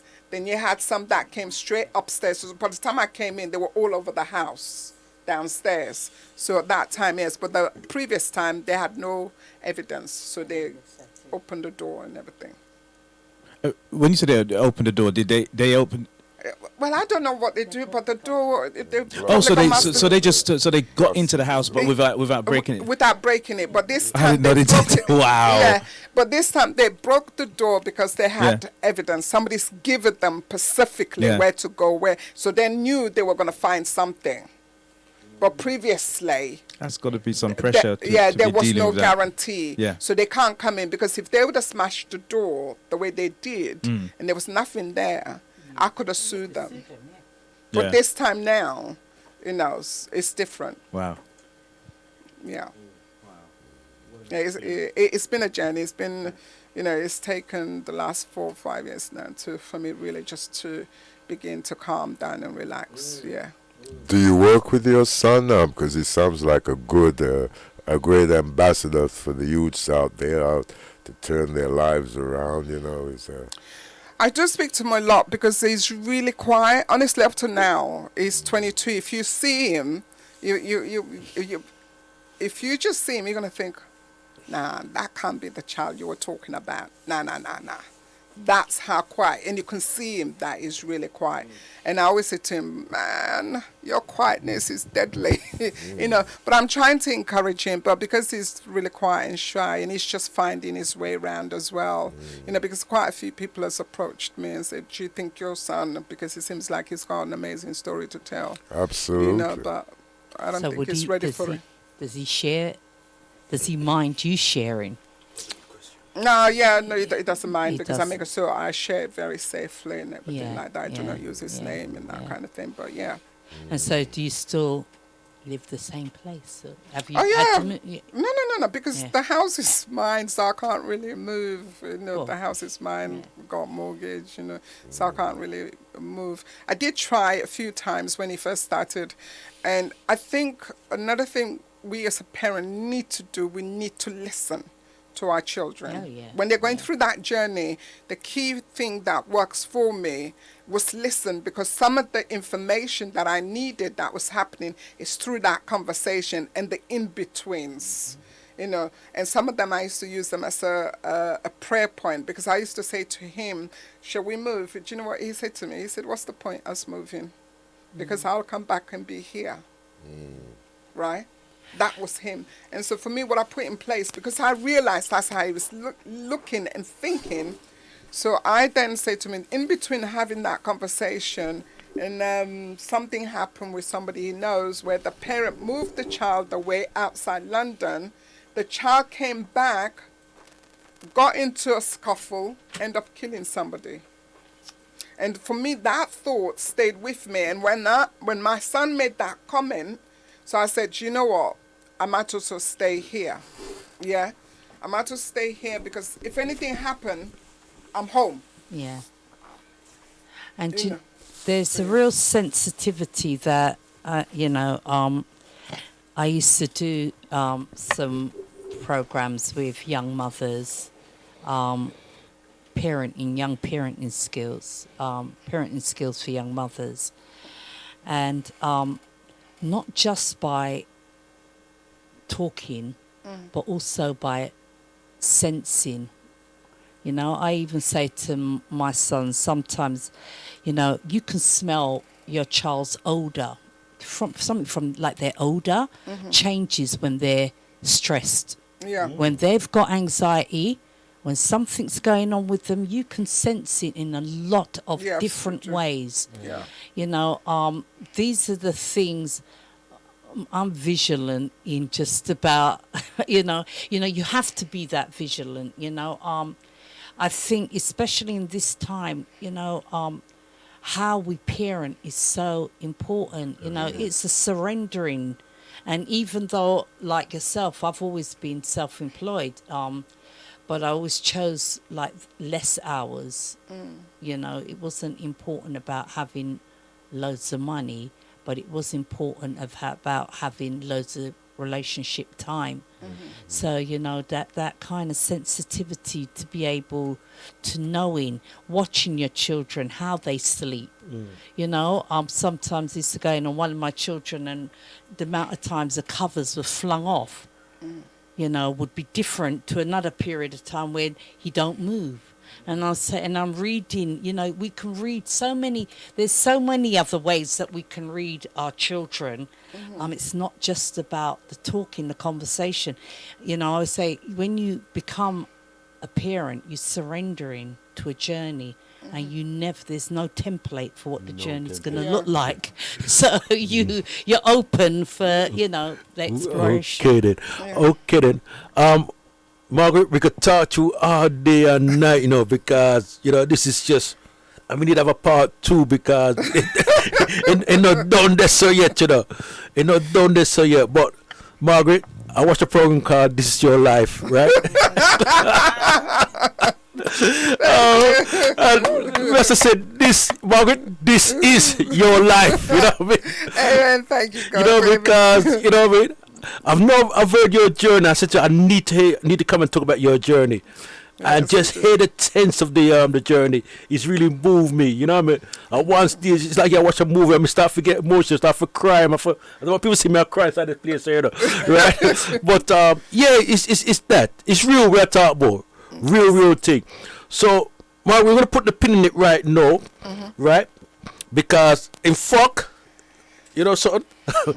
Mars she'll be part of the panel on the 25th, and she'll be sharing her journey, sharing her tools, in terms of because one of the things she was saying, as a parent, right, you need to change your language, change your attitude, because sometimes this bad weird thing can cause me a problem still. And the key thing was about love. It's about love and care, and she's able to win the battle, you know what I mean? Because it's like you have a demon, and you try every method you can to win them over. And right now, she and her son are best of friends. They have a working relationship. They have overstand, and that is powerful, And it's quite interesting. Where there's a problem, and you got to think this in your mind first. Where there's a problem, there's a solution. But you got to think it first, And the rest is just history. So, Margaret, want to give thanks to you. Hey, big up Margaret inside us. Give her a clap. Thank you. Thank you, brother. Thank you for everybody that was there taking. Thank you. Thanks. Okay. Thank you. So, let me just adjust my crown. When I'm talking about my crown, I'm not talking about the crown on my head. I'm talking about my community. That's our crown. So I'm saying Tottenham, Hackney, Wood Green, Stonebridge, Brixton, let's link up. Let's build up this community. Let's come together as one. Yeah, we can do this. We've been talking about this for ages. Let's do it. Yeah? Let's change our mindset. Let's build our community in a way. Let's build banks. Let's build universities. Let's build schools. Let's build estates. Around when you look at you can see new builds. We ain't got no part in that. But we're saying that we own our ends. We don't own no ends. Let's build up our community. Let's take back this ours. Let's capture the land. Let's walk on this capture land and capture this land. When it's our land, we can do it. Anywhere that our foot trod, that's where we're going to possess. We're going to capture, we're going to take over, and we can do this. If we come together, it's a mad thing. Trust me. I believe in you. You can do this. We've come too far for this, King.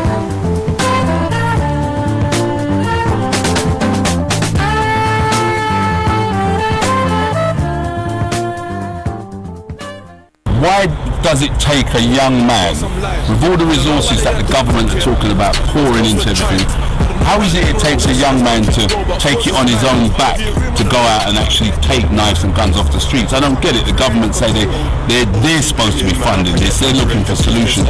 But one of the solutions to me is to actually go out there and take them off the streets. And for me, I don't see why a young man should have to take on that responsibility with all of these different organisations. So what is it that drives you to do that? It's the right thing to do, innit? It's life, innit? And obviously it's like... Okay then, we have a great man, Anthony Charles, inside the house. I know Anthony was listening very tense in terms of what Margaret had to bring to the table, and he made some very valuable comments, you know.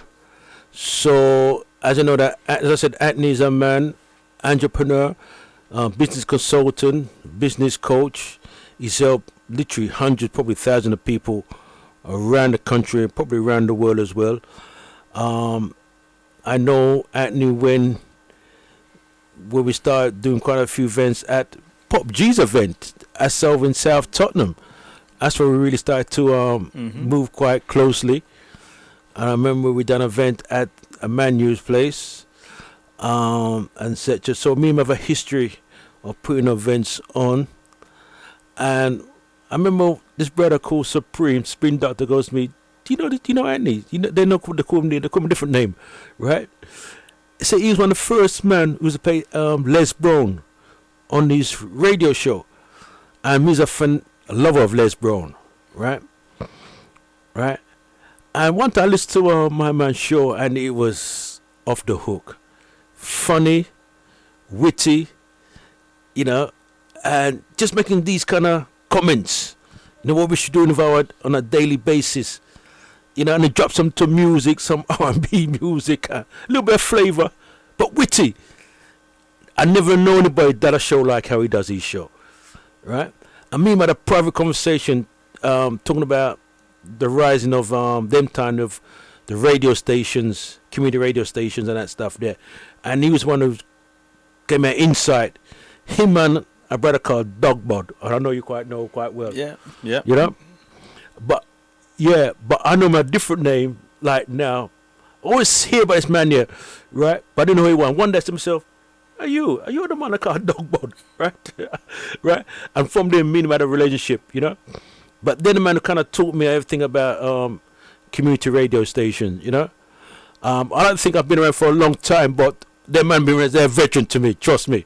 You know, when I hear the man been for nearly 20, 30 years, you know what I mean? He like me just a come, see? But anyway, right? We don't even have time to really go to his personal business right now because we'll be scratching the surface, only scratching the surface. This man been through some challenges in life. I mean, one time me and the man sat and he showed me something he's been through, you know, on the street and all kind of stuff, you know what I mean? But Maverick, I know you're very, I kind of my Maverick now. And I know you're very, anyone will do. I know you're very successful in what you're doing, right? But you didn't just pop up like that. You've had your ups and downs. But let people give a little background about yourself and how you really come into the, you know, where you are today. Yeah, I have a lot of fun with doing what I'm doing. As you've told the most of what I do, and I have the privilege. I think it's a privilege that I work with a lot of people who want to set up businesses, And because I am a coach as well, whenever somebody comes to me and they want to set up a business, I'm very, very big on business plans, because I think that if you don't set yourself a plan, then you can end up anywhere. And inevitably, when I'm working with people to develop their business plans, there's always the personal side that comes into it. And I liked that Liam Neeson in the film Taken, where he says, I have a particular set of skills.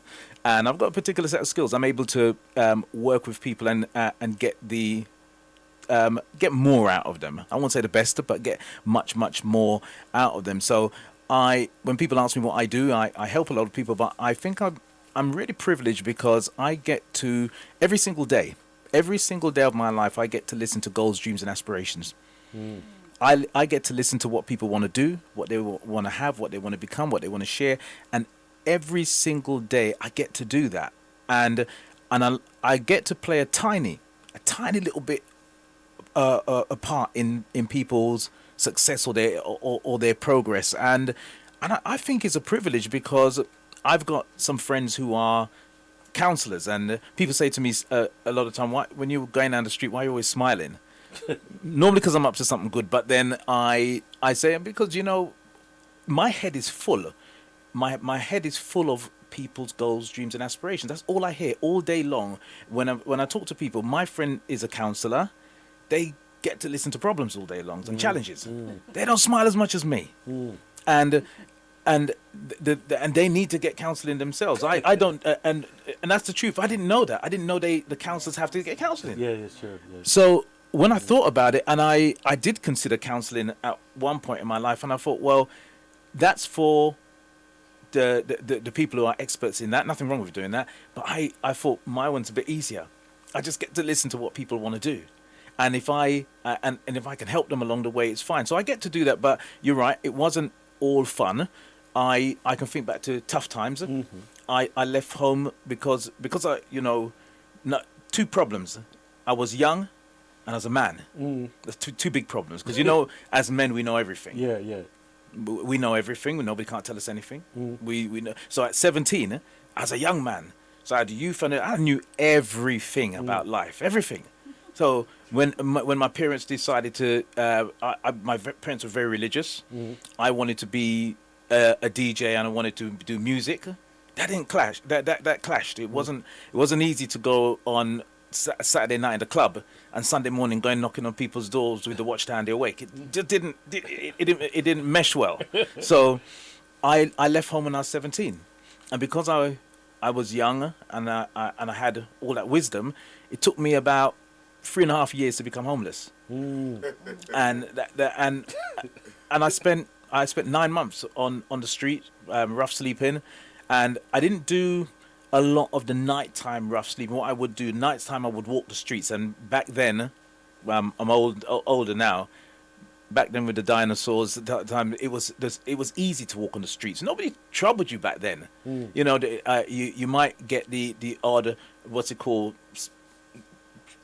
mod or rocker or something. If you run into one of them, you got some problems. But then on the street, I used to walk the streets all night. And what I would do in the daytime, I would sleep in the libraries, sleep in the park, or sometimes if I get a pound, I can go to Four Aces and I could sleep there. As long as they don't catch you sleeping and chuck you out. But, so I got to do all of that, and then I got out of it, and through at one point in my life I had incredible financial difficulties. So I knew firsthand how to deal with bailiffs when they come to the house, because they came to my house many times, and when things got so bad, it's nothing to be proud of. But I could tell you something, Edmonton County Court, some people don't know where Edmonton County Court is. I know where it is.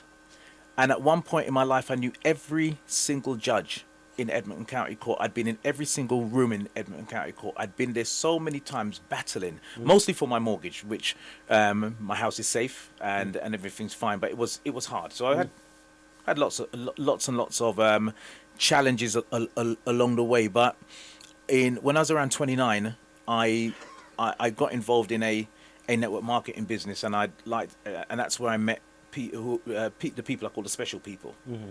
They, my mum and dad, you know, they did a lot for me, and as Les Brown says, all I ever hope to be, I owe to those two people. But then, these people in the business, it was my mentors, Tom and Vicky O'Reilly. They looked at me, and for the first time in my life, here was somebody telling me that you can do more, you can have more, you can be more. And they, you know, they were telling me stuff that nobody had ever told me before. And I mean, Tom was setting the bar high for me. I'm thinking to myself, how am I going to get there? But if not for meeting those people and spending about 4 or 5 years with them, Tom O'Reilly, Vicky O'Reilly, Louise Andre, and those people dropped some stuff into my world and changed it forever. Introduced me to personal development stuff, but then and Tom would say to me, "It's not the reading, it's not the listening, it's the doing." It's the doing. And it's been with me forever, and that's what I use it in everything that I do. Okay then. In terms of where you're at today, and also I want to link it in with everything about effective parenting. Absolutely. Yeah. Is that today, you know, I know that because I've seen you in action where you're down Wood Green and you got people you're coaching and you know, mentoring to the business, so forth, right? Mm-hmm. And I know that you're well respected down there. But what does he actually do though? I know you work with is it with the council you work with, or how does it work? I work with the council. Yeah. It's interesting because at one point they were going into. I used to go into River Park House and wonder, am I going to fight today, or I'm going to go and do some work with you? But yeah, I do some work with the council. I've got a couple of contracts with different what's it called, different parts of the council. So like Haringey Adult Learning Service, and then also the I forgot what their name say. Not Safer Neighborhood, the Neighborhood of the Future program. Yeah. So I'm involved in lots of different programs. I run my own magazine. Yeah, what it took about it as well. And then also I do a lot of training, and the most amazing part that blows me away all the time, I get paid to speak. And I remember my teacher years ago looking at me and saying, "You see that mouth of yours is going to get me in trouble." And sometimes when I'm on stage and I'm speaking and I think about the amount I'm going to get paid, I'm thinking, mouth, just get me into trouble just one more time. just one more time. So I enjoy what I do. Yeah. Fantastic. I want to touch a little bit about your magazine, but because I really want to touch it with the thing with effective parenting and all that stuff there. But the magazine, because I know that, cause it's far enough, right? And people are not aware of this, right? I was with Anthony when you started the magazine. Yeah? Cause long time ago, yeah. Long time ago. Because that time the other brother was running that time. Oh, yes, Matt. He had Success Formula. That's right. And I was working with him. Yeah. And then he got into some personal difficulties. Yes. And he disappeared. And then I tried to win him back over because he was going off. So what I did, I sat down with my wife. We wrote a whole business plan. And when that's the most comprehensive business plan I've ever written.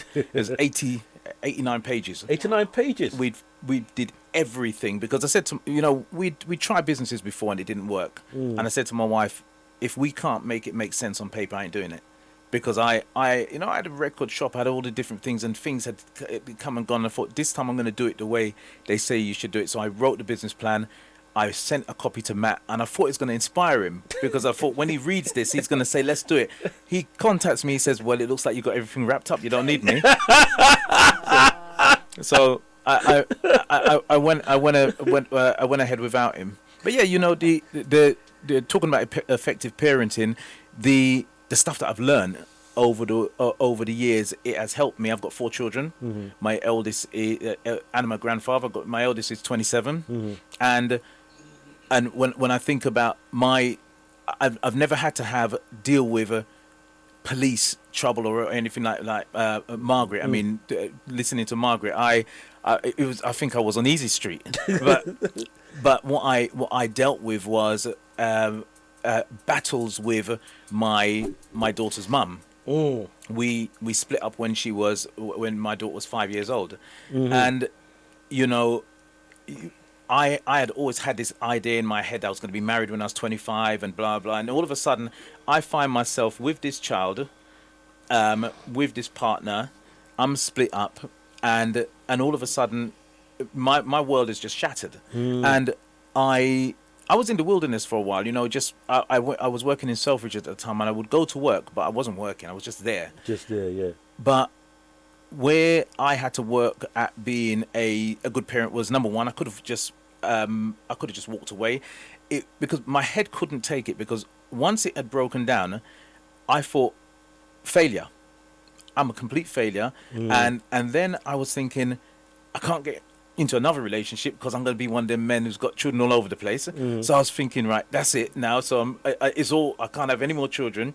So, and then I've having these wars with my daughter's mum over all sorts, and I think the worst it got was that I was always trying to be in my daughter's life, and not trying to be, I was in her life constantly. And every job I took, I made sure the job allowed me the flexibility to be, if I had to pick her up and do school runs and things like that. I was always fortunate, but I think, you know, sometimes when I believe in the law of attraction, I believe that you can speak things into existence. So it's not a surprise to me, especially looking back now, that I was able to carve out that career. But my daughter ended up in Jamaica, because when her mum couldn't stop me from having access with her now, she ended up in Jamaica, and then she got pregnant, had a child. It all went on, and these battles went on for years, and I can say that for my daughter, it must have been hell on earth. Right. So what's the relationship with your daughter now? Is it amazing? It's amazing. Okay, yeah. Fantastic. And not only that, my I sat down and I looked at her and I thought, in order to be a good parent, I can't fight with her mum. And my wife always laughs at me, because she says, you've got this term, I call it, I fought for peace. I fought for peace. I fought and I fought, and I can't tell the full story, because but then we got to a stage with her mum and myself where not only did we get peace, we are so good friends now. I mean, my wife and her speak more than we speak. We do Christmases, we do all sorts, and I think the best thing for me is that I look at my daughter. Sometimes I'm sitting there, I look at her, and I think I can look on her face, and I see peace. The two people that she loves the most, you know, she grew up with the two people she loves the most tearing each other to pieces. And now we've got peace, and it's me sitting down on a day-to-day basis, and you know, I think I ask myself every single day, am I doing the right thing as far as my children are concerned? Sometimes I may do something with one of the children, and I may tell them something, and maybe I overthink things sometimes, but I'm forever trying to think, is this the right way to guide them? Is this the right way to teach them? And you know, that's why when Margaret was talking about always looking at herself, I spend a lot of time with that man in the mirror. Yeah. I spend a lot of time thinking and working on myself, because I want to be an inspiration to them. I don't want to teach, I don't want to tell them anything, to do anything that I wouldn't be prepared to do myself. And I think I've got to lead by example.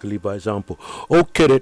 I know that Margaret and she should probably listening and probably want to jump in and probably ask some questions or make a contribution, but this is quite interesting. But would you say that, I'm just throwing it out there, that would you say that at times she might be going through some kind of trauma herself at times, and why there was that kind of, weren't no peace, there's that kind of she's going through her little stuff at the Who's time. that?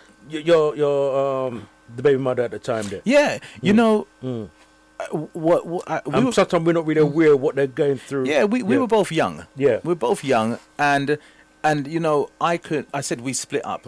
I have to look at myself. I was a bit of a nightmare, and I was never somebody who hit women. Never hit women. No domestic violence, but I got a mouth on me, and you know, we split up, and I can't, and I'd have to say I contributed at least 50% to when I look back at some of the things that we argued about, some of the things that, and I'd tell you what I did do.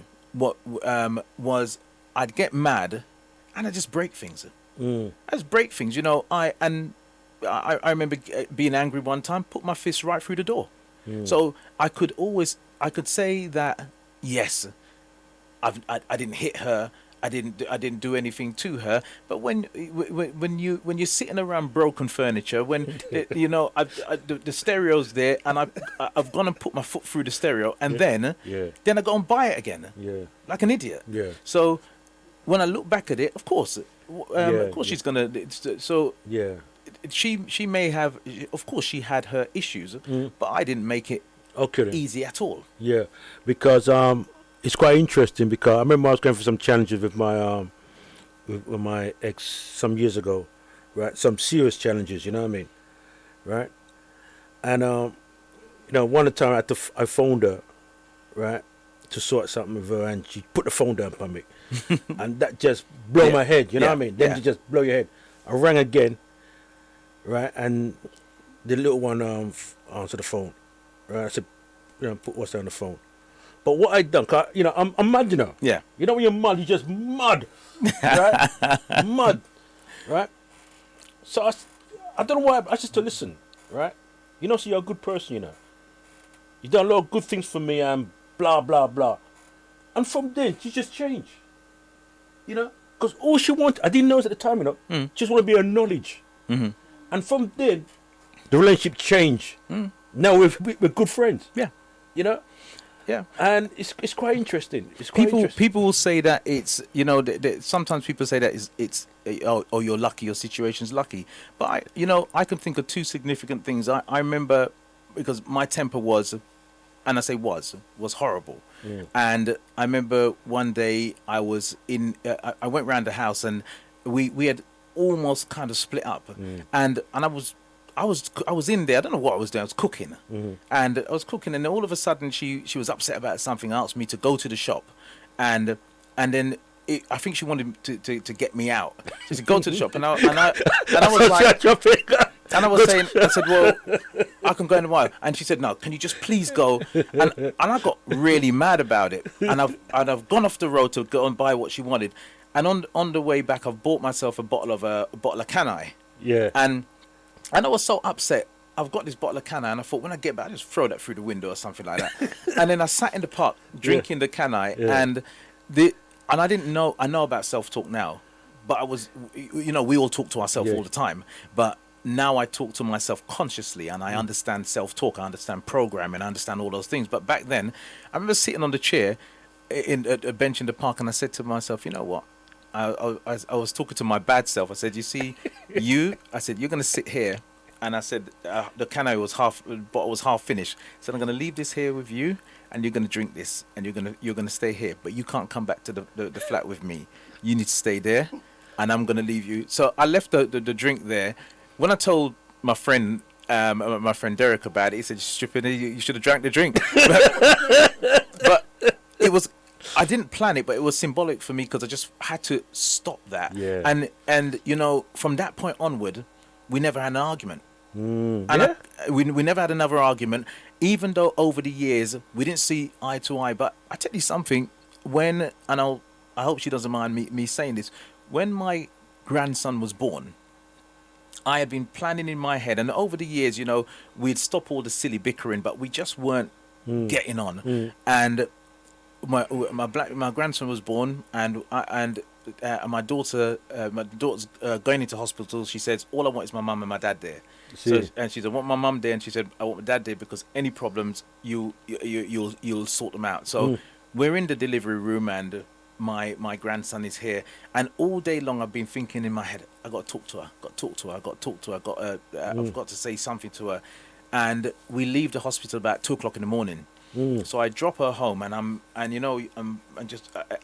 she's about to get out of the car, I said, look, can I just say something to you? And I said, look, our grandson is there. He's come into this world, and he hasn't asked to come to this family. But we're here, and he looks pretty healthy to me. So I said, look, are we going to give him what we've given to our daughter all these years? Or do you think we can give him something different? And I took the deep breath, because I thought, here comes fire. Because normally I say something like that is going to cause problem.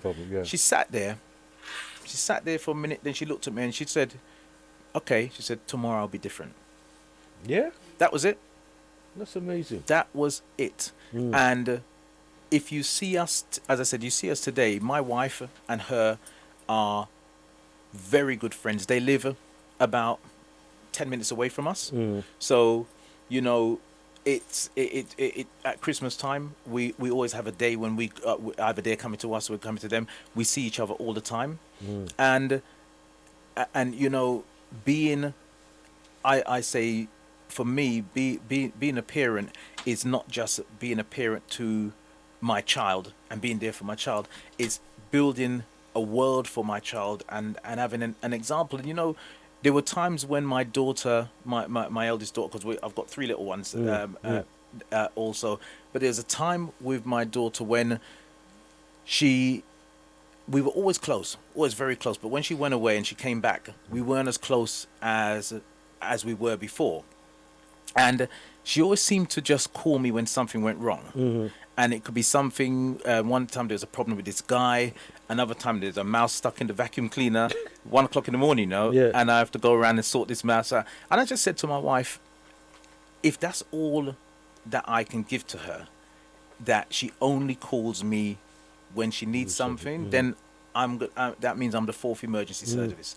And that's what I have to do. And it was about me giving her unconditional love, not saying I'm gonna do this for you, but you have to be a certain way. Be you, be who you are.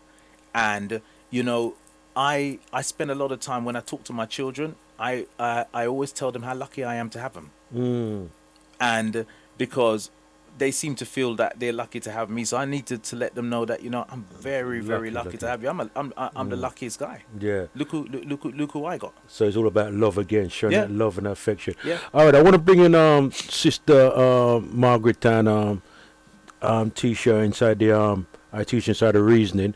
And what I want to do is that because, you know, Anthony, I mean, obviously we're more mature now, and you know what I mean, we probably look at things differently now, you know what I mean, because we can't see yourself if you're in the frame, you know. But I mean, there's men who go through certain kind of headaches with women, and women get headaches with men, and you know, relationship thing, you know what I mean. Right.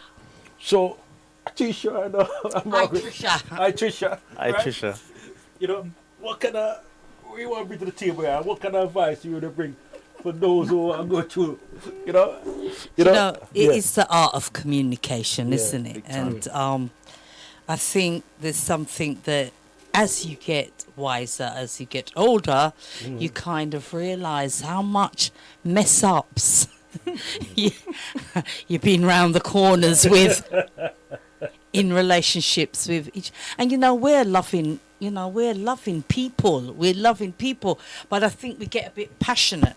Is this on? Yeah, we get a bit passionate about, and we like to hold our own.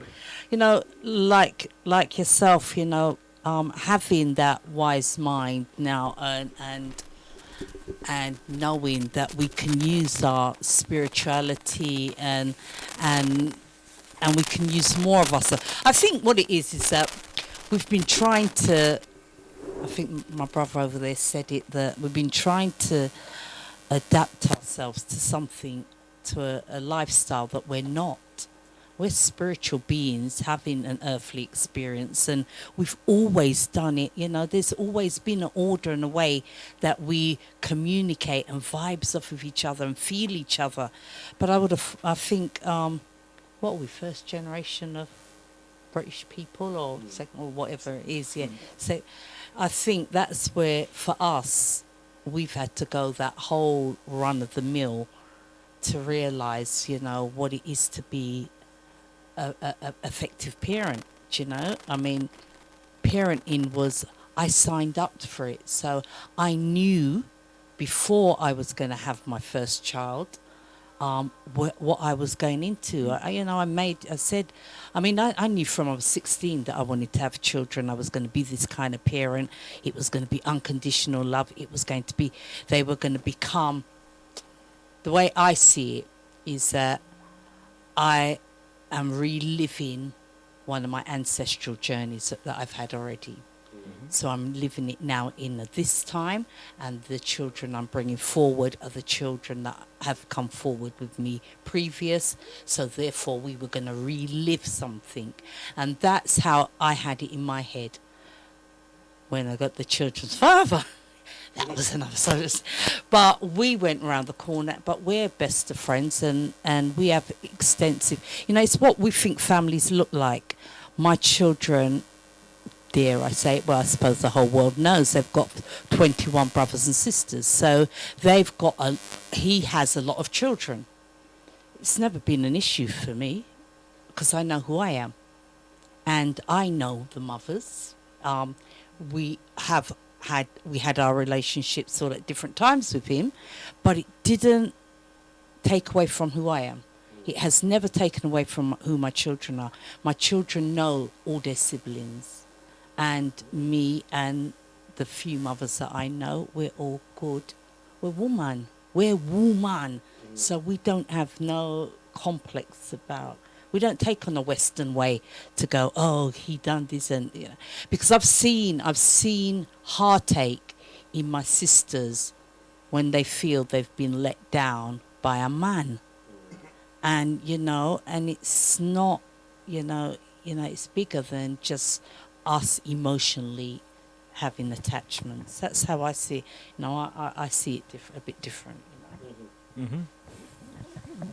I don't have really a question at all because I work with single fathers or fathers in generals. One of the things that I find that is really, really helpful when a woman holds on to the child and yet the fathers really want to be there. And then you got the woman who wants the fathers to get involved and they don't want to know. But I ask for women out there working with women as well as non-fathers, it's that the child has got nothing to do whatever's happening between the two. That child has the right to have both parents in their life at all given times. And when I'm talking to lone fathers or I'm talking to parent, particularly the women, and another thing I always say to them, look, you can do all this, hold on to this child, but a day is going to come which is going to be very painful for you as the mother, because that child's going to look for his father, because they want to know the father. Or the other way around. They're going to want to know the mother because they've got questions. There's something missing. They want to know what's the missing link is, and they want to find that. So why take that away from them? So well done for you to do that. One thing in a relationship is about communications. All right, it's so important, and particularly when kids are really, really involved, that kind of thing. I am an author of 2 books, and one of them is based on my journey. It's called A Single Mother in the Dating Game. All right. So during writing the book and during just going through it, I found one of my ex, because we all take information differently. You know, you may say something to me, and I'll take it completely out there, and you really don't mean it. And I might say something to you, and you take it out there, and I don't. So I thought, you know what? If I'm going to write this book and everything, then I need to understand not so much, because I do speaking as well. I speak on relationship, and one of the key thing I talk about is specifically for women. You know who you are in a relationship. It's important you know who you are. And are you ready to date? Are you preparing your mind to have a man in your life? Because that's a whole new thing altogether. And I remember phoning my ex, and we were talking, and I did the article, I phoned my ex. And everybody said, what, you phoned your ex? I said, why you phone your ex? For me, I didn't phone him to say, you did. I want to find out what did I contribute to make the relationship break down. Yeah. So for me, that's what I wanted to know. Okay. For the next relationship. Yeah, because I needed to let go of the baggages that we all carry in the relationship, and we carry loads of them, and I didn't really want to carry those baggages anymore. So for me, I went in with a different open mindset to have the conversation, and the question was, first I thank him to answer the phone and everything, and he said I would always answer the phone to, when you call. I said, can I ask you a few questions? I said, I want to find out what role did I play to make the relationship break down, So for us, it's really important. Like now, you had that conversation in the car with, with your ex, so that you can move forward to have a better relationship all together. And it's really, really important. As for women, that we put all those things away and put our hands up and say, okay, what did I do for the relationship? So you yourself can get the healing. And I always say to people, it's not about the guy. It's actually about you getting that healing. It's not about the guy, all right? But it's about you as a woman getting that healing. Yeah. See, you've got to be able to look within yourself. Yeah. You have to speak at the mic, catch up on the mic. Can I go there and not talk, man? Speak at the mic, man. No, I was just saying that you've got to be able to sort of like look in yourself and admit that to yourself, because, I mean, just to honor where you went wrong. I mean, obviously, that's how you're going to get a solution for yourself. But once you can look in yourself and really just kind of know that, you want the better for yourself, you'll be able to sort of like ask that question, because not many people can do that. No way. No way. I just want to jump in there, because a very important question there you said there, right? Because you need to evaluate your last two relationships, right? And ask the question is, right, all right, what did I do to contribute to the downfall of that relationship? So you can learn when you get the next relationship. See? And that's very, very important. But I just want to try to span in this thing, because, I'm getting mature, I look at relationship now as a business. And what I mean as a business, not a business where we say, boy, I have few property about the place. My mood said, well, how can I cipher the out, right? A business in the sense that, for example, if I was going to invest into a barber shop, right? And say you got a business plan, right? And one of the things you got to say to yourself, right? What I'm looking to achieve in the next 5, 7, 10 years in that barber shop. What I'm looking to achieve from it, you know what I mean? Right? Same like relationship. What is it we're looking to achieve in that relationship next 5, 10, 15 years? And I do look as a business now. But it's kind of mindset as a business, And that's why I look at it now, because this thing where you see someone, they look cute, they say the right thing, and, you have to go beyond that now, right? What is it 5, 10, 15 years? So I just want to be into the spanner. Well, what I can say to that is, when I split up with my daughter's mum, I was she was about 5 years old. Now, because of me having this thought that I'm going to have these children all over the place, and then I thought, that's me, I'm done, I'm not going to have any more children. So I date people, but the two challenges I have is, number one, because I'd got it wrong once, and I was just so timid to go forward and have another child, because I thought, if this one doesn't work, then there's more children all over the place. So and then also, whenever I meet somebody, then me and my daughter, we were a package. So there's two of us. So then I have to look at this woman and say, number one, is she good? Is she a good example, role model for my daughter? Because my daughter's already got a mum, but then I'm going to introduce this person into her world, and she's going to trust this person because of me. So there's a couple of people that I dated that I've gotten really, really well with them, but as you say, Dougie, almost like a business, in that it was the business of life and the business of especially for my daughter. So when you remember I used to do the goals motivation workshop, and I remember sitting down with my mentor once, and I said to him, "Can you goal set for a partner?" And he said, "That's easy."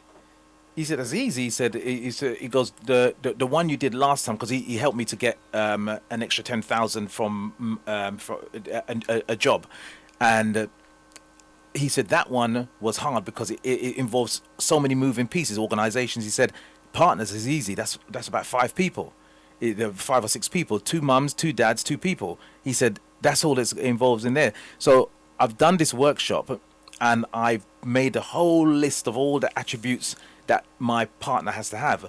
And he said to me, that's what you got to do. You got to write that list of the person you want. And then he said, then you got to become that. Because when you become that, then you can't attract what you're not. So then I do my workshop. Everybody sets their goals, and I pull out this paper and said, this is the person I'm going to meet.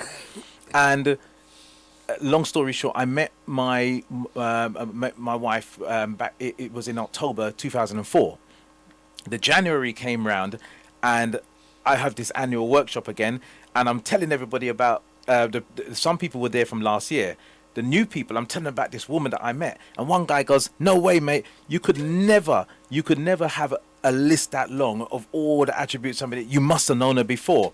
And then everybody in the room jumped to my defense. "Nah, no way! Nah, he did it. He really did, because he didn't know this person until October." But yeah, it took a lot for me. When I met this, everything was there, all the different attributes, especially the kind of person she was going to be. She was going to love my daughter. She was going to be a great example for her and everything. And when I talk about myself and my daughter's mum, and talk about the peace, don't get me wrong, I must still get on her nerves, because we're still the same. Well, we're better, but there's certain things that she stands for that I don't stand for at all. But you know, the one thing is, as you mature, as the sister says, as you mature, I get to realize that you need to let people be who they are. Yeah. Because too many times it's almost like, you know, I believe in this, and if you don't buy into what I say, then there's something wrong with you. I mean, for goodness sake, you can't even, in this world, you can't even tell somebody who you voted for without them telling you, without them want to tear you apart. So I've learned that in relationships, again, you have to let the person be who they are, and really let them be who they are, and love them anyway. So it's, and you know, if you and your partner agree on everything, then you're the same person, and one of you is unnecessary. You know, the fantastic thing is, I mean, sometimes I look at my wife and I say to myself, yeah, men are from Mars and women are from Venus, because you're over there, I'm over here. But that's the fantastic thing, because she's different to me, and when I met her, those differences were there, and the opposites attract. The only problem is, at some point we want to start changing the person, and then the opposites start to attack.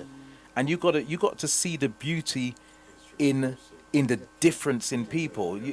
That's what we and that's what's going to create something that's new, isn't it? You know, life new. Yeah. There's a lot of people out there that have all kinds of beliefs. Some of them, like, I listen to them and I think what I think in my head. But here's the deal. I don't care what you believe in. If you believe in love and you believe in peace, I listen to anything. Just believe in those two things, because if we just believe in love and peace, believe in anything else you want after that. Because if you honestly believe in love and peace, there's a lot of things that you wouldn't have in your world. And people are different to me. People, every day you get tested. And relationships, I think it's so important for us as parents, not just relationships that, you know, for a partner and everything, relationships with people. We talk about the young people, and on my radio show sometimes I really go for it, because, you know, people say, oh, these youngsters and the gun and knife crime, and they're out there killing each other, and we've got to do something about it. Well, my answer is simple. do something by setting the example. And just because you don't pick up a gun, and just because you don't pick up a knife, it doesn't mean that you don't cut somebody with your tongue. Show me how you deal with. Show me how you deal with other people. Just because you don't pick up the gun and knife, you still come with a level of violence with your thoughts and with your actions and with what you do. You squeeze an orange juice always comes out. I've never squeezed an orange and anything else comes out. And what is inside of you, when it comes out, that's what's inside of you. And this, because I work with young people, and all this week, I've been doing this program called 5 to Thrive, and 5 ways of keeping yourself emotionally well, and what is well-being, because the work is always well-being. And I always ask this, over the last 3 years doing this program, I ask, who's your first best friend? And everyone starts saying somebody here or somebody there. I said, what about yourself? If you are not your first best friend, you cannot be anybody else's friend. And you see, all of these things are the root of how we have relationships, first with ourselves and then with each other. And there's something missing, because when I'm listening to you speak now, I'm saying, yeah, this is great. But what's it going to look like for the generations that are coming up now? What the young people now, these are the things we need to instill in them once again, because we knew it. When I used to play on my road and we all used to run up and down, we knew those kind of things. We had, like, every household had its values and its ways of being, and you respected each other's households. Now, what are we dealing with? What is it that we're going to work in from the premises in order to instill that? I do like young parenting programs and things like that. But you know what? I know that a lot of young people struggle to love their child as much as they love themselves, or vice versa. It isn't the same deal. So what we're putting in now is a different, when we keep flipping the coin, the coin to see what it looks like on the other side. I always say that being a parent is making a sacrifice, but I've heard young parents say, yeah, but what do you want? I give them all of these hours of the day, and then they want my night as well. Do you know? And I've heard young people saying that. I want to say that. Something you say, like being a parent is like sacrifice and that. Sometimes surrendering. Sorry, I should say surrendering. It's not. Yeah. But I wanted to say sometimes people get involved, and they don't really kind of expect to have the children. So in that case, sometimes children can hinder, in terms of whether it's the woman or the man. So in situations like that, you kind of get problems, don't you? Because sometimes a woman would have a child, and really and truly, she feels that she could do more with her life. So she sees the children as hindrance. Oh, yes. Yeah? So in those kind of cases, what do you... That's a very, very good comments that you have just made there. For me, when I'm teaching or working with women, parents, and everything like that, the first thing I really say to them, your children, they're not a hindrance, they're a blessing. But for me, that's how I look to my children. They are, because they challenge me to become the person that I am today. They challenge me to reach a higher level. They challenge me to be aware they have a life that they have to follow. They challenge me to be the best I can be. They challenge me to be the mentor that I could be to them. And I say to people when they ask me, I said, if I had 10 children, I probably had 10 businesses. I've had numerous businesses, because the reason is I'm thinking, I've got this child, I need to put a roof over his head. I need to be a better person. I need to be. So for me, when you look at child it's a hindrance for you to move forward, then it becomes a hindrance. You know, like you rightfully say, when you squeeze an orange, what do you get? So what you think in there, it's what you're going to get, what she's going to get manifest. So I've watched my children growing, particularly bringing up 2 boys, in the most easiest road to travel, you know. The reason being is, so I watch my children, particularly my older one, I call him a little soldier, because he's just going, he falls down, he picks up, he falls down, because guess what, that's what his mum does. And that's a really good tool I've given them, you know, that you don't give up. You go out there and you do the best that you can. So for me, children are blessing, but if any parents that thinks that way, it becomes a really issue and to move forward. So it is important that we look at our children as a blessing. And if I just touched about our children that are having children, you know, and finding it difficult to love. My older son, we clash like nobody's business, and the clash is all about women, right? And I hear him talk, and one day I went up to him, I said, the way you talk to me and deal with me is how you're going to deal with the next woman. All right? If you go on a date, you ask a woman, what kind of relationship do you have with your father? And then you reverse it the other way around. You know, you ask the guy, what kind of relationship do you have with your mum? That's a very important question to ask them when you're going on a date. Because the reason is, what they said, we can then give you, better start running. Yeah. Or, shall I stay? All right? Yeah, shall I stay? And I say that to my sons. And it's the same with the young one. I says, the way you speak to me is what you're going to do out there, and how you deal with people business is how you're going to do it. So it is important that the love starts from home. And most of our young children that comes in, particularly the young girls that are coming in and giving children who give birth, they probably never really truly experienced true love, what it is true love, because we ourselves probably don't know what true love is. Yeah. Can I just say, you know, it isn't even that they haven't experienced true love. I think what it is for young people is that in the environment, I don't know, we're talking of our, not ideals, but our way. And our way is not the way that is out on the street now. It really isn't.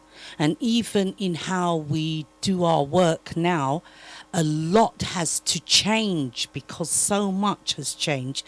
We're not in a well environment. The environment that we live is an unwell environment. It is not creating well-being. And this is why, you know, we've got all of these. When I say, and, you know, we do have to look at everything to flip the coin.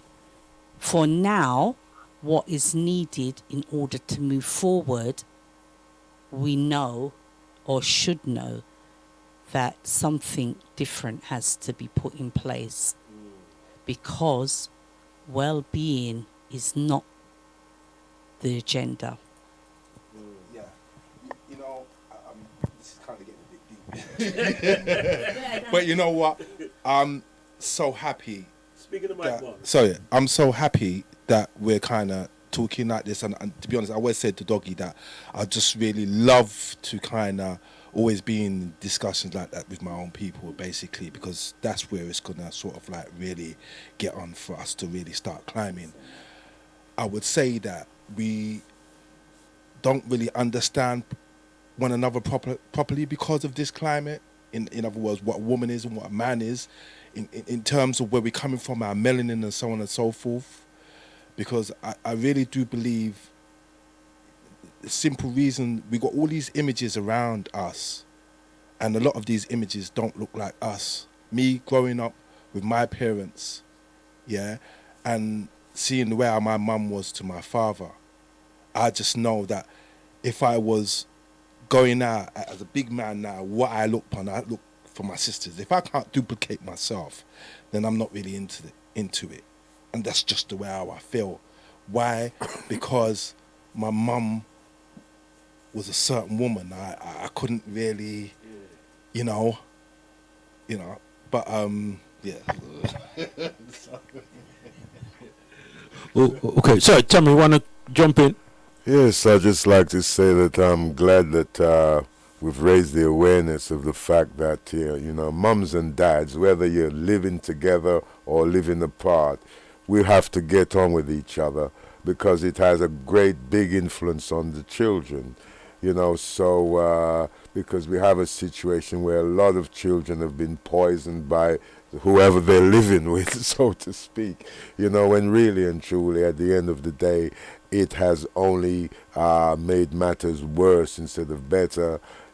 So really, and everything starts at the top. It starts with the parents, and we've learned here today that, solutions to our difficulties, to the challenges that we face with the youths today, it begins at home.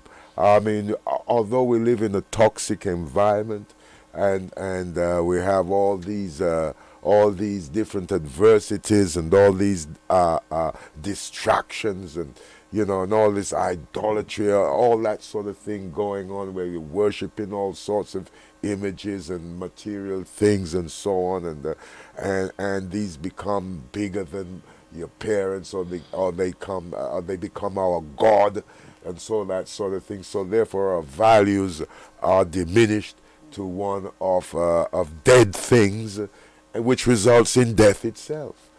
So really and truly, I'm really grateful that everyone here highlighted the importance of parents, being at peace with each other. Yeah, but it's interesting because what it comes down to, it's about being honest, and being truthful. That's the way you can move forward. I'll never forget. I don't know if Andy touched it earlier on, right? But I'll never forget when Kinsu said that when you look in the mirror and you're not truthful to yourself, you are an imposter and you are a fraud, right? And that had an impact on me when he said that, right? And if we're going to move forward, right? And one of the things what Margaret says that, at the end of the day, right, people just mirrors, right? And people come in life to teach them about yourself, and you need to learn from that, and in that is about being honest and being truthful. That's the way you can move forward, and that's something you always say all the time, Tamara. You have to be honest and be truthful, and talking about relationship, right? To me, it's very important to understand what is you want from each other. What is it you really want? Remember, say about business. What is you want from each other? What do you want from the sister? Right, and what do you expect from you? And that's the only way you can move forward. You have to be clear what you want from each other. Yes, indeed. I think one of the things that we have to have is collective responsibility and more teamwork. As I sit here and I listen to everybody, I mean, every time Margaret speaks, you just keep coming out with more and more wisdom. And I do the work that I do, but there's a lot that you do, and there's a lot that I plan in the future that I'm going to do stuff just like that. Now, what I could do, I could go away and I can say, well, you know what, let me go and see if I can set up this work that I'm doing over here, or I could come and lend a hand and help you to do yours to move faster. And sometimes what we need to, and basically that's what I'm going to do. I'll be in touch with you and I'll see where I can support what you're doing and help it to go further, because sometimes we need to get see the bigger picture.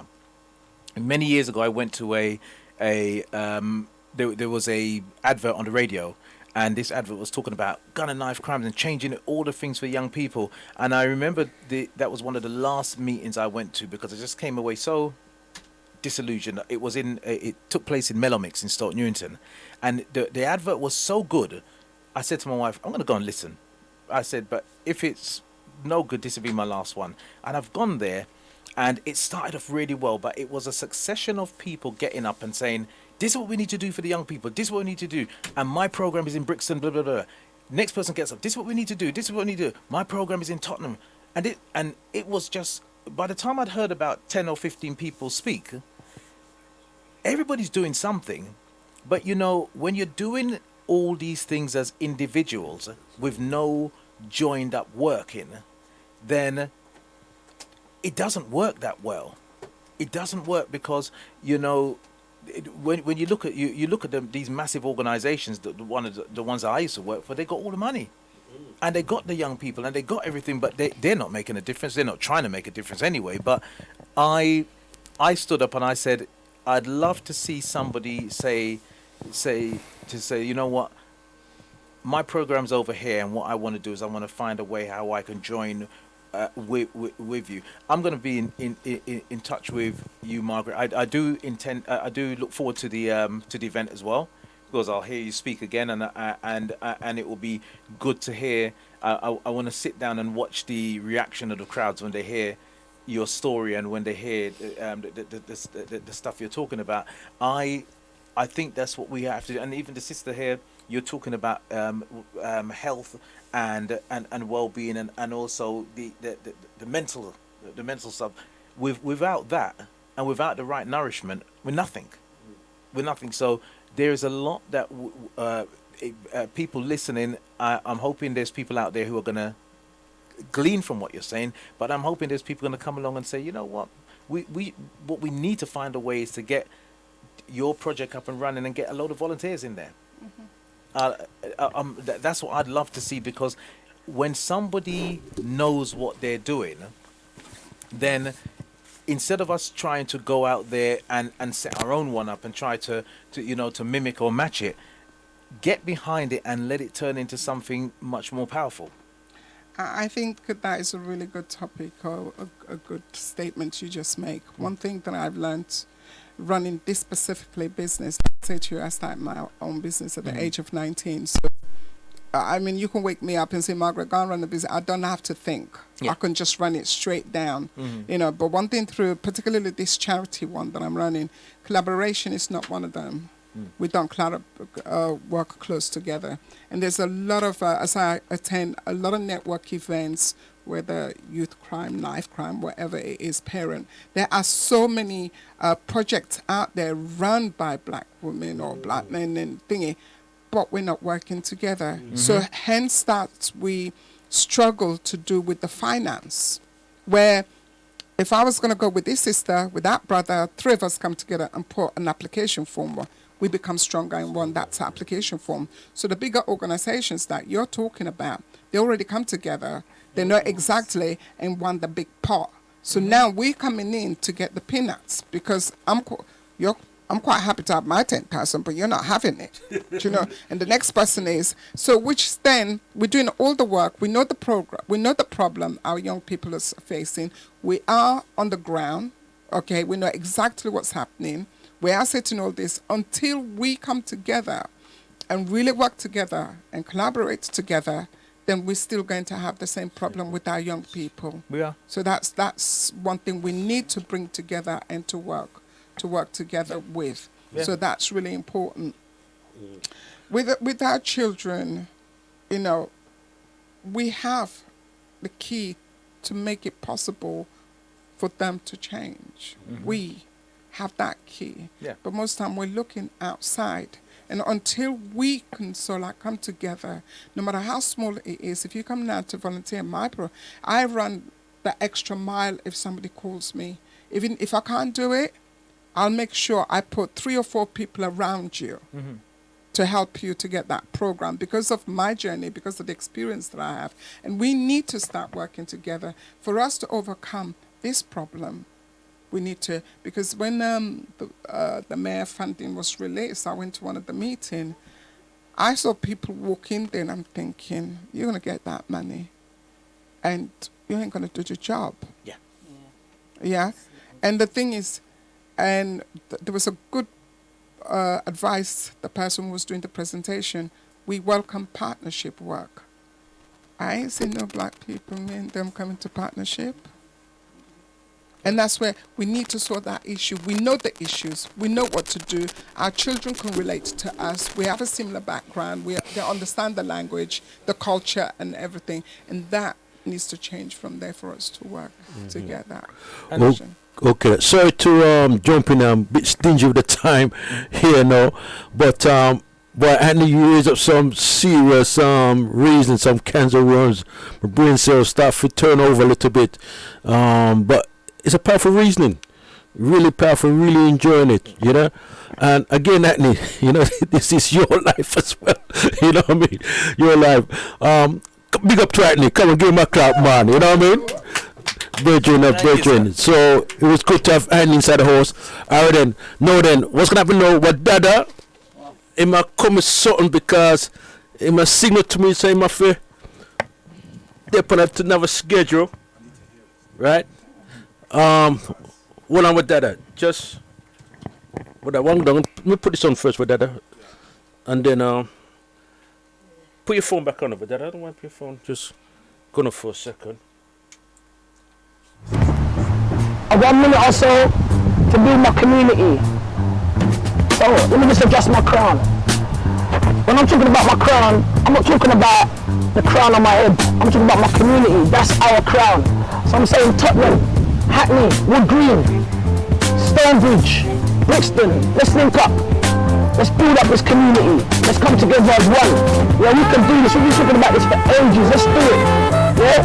Let's change our mindset. Let's build our community in a way. Let's build banks. Let's build universities. Let's build schools. Let's build estates. Around when you look at all you can see is new builds. We ain't got no part in that. But we're saying that we own our ends. We don't own no ends. Let's build up our community. Let's take back this ours. Let's capture the land. Let's walk on this capture land and capture this land. Because it's our land. We can do it. Anywhere that our foot trod, that's where we're going to possess. We're going to capture, we're going to take over. We can do this. If we come together, it's a mad thing. Trust me. I believe in you. We can do this. We've come too far for this, King. Yes, my name is the Right Honourable Anthony Bryan. Yes, I am a Tottenham dweller, seeing, and I dwell in Tottenham. For my days were in Tottenham, and many of my years were spent in Tottenham. Yeah, I know the roads, I've felt the hurts, I've done the wrongs, but now I'm doing good. Just like Moses, he was a Pharaoh's son before he was called by the Almighty One. So this is the time where we should be called and want to be called by righteousness. Because we see Tottenham has been invaded. Yet,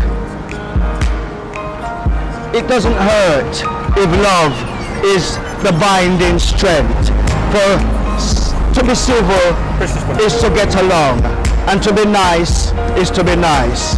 But Tottenham has changed. One would say for the bad. But if one looks deep within, it would be for the better. For we see war and strife. We see poverty and hurt. We see damnation and drugs rife throughout out of Tottenham. But still, the little buds, they grow. The schools ring with the choirs of joy. Teach them in the way in which they should go. You know, guide them up. Let them know that they are peculiar. Let them know that there is better than just the capitalism, the food, the rent, the tax, the pain. You know, let them know that the Father has sent angels, you know, to receive them. So when they see a light, go to the light and eat from the cup of that light. For in that light there is life. Good words bring life, and bad words bring death. Come, let's lift up Tottenham, because the Almighty God is with us. Holy King Emmanuel, King Selassie, Jah, Rastafari. So we go to people's homes, we would set up a little store, we have a number of educational books, all types of books, and we would sell these books. And what was very interesting is that when we went to different homes, you often found that people would always be talking about education in regards to children, what is taking place.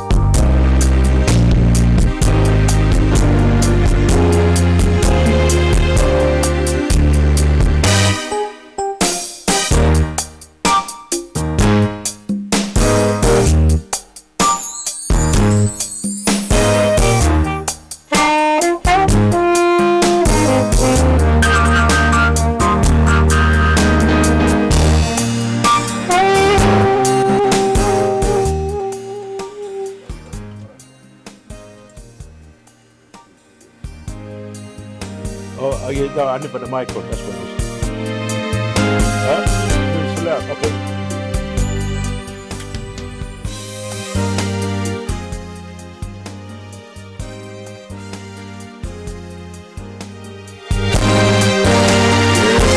Wonderful sounds of Wadada. Yeah, DJ Dougie's Bless FM. Right. Go ahead, a poem first, no. Yes, blessed love, beautiful people out there. This is a poem from Tamara Gabriel. Hi, man. And this one is called Scrumping. And this is like a family thing too. It shows you how, you know, one little innocent looking thing can lead to a terrible and dreadful thing.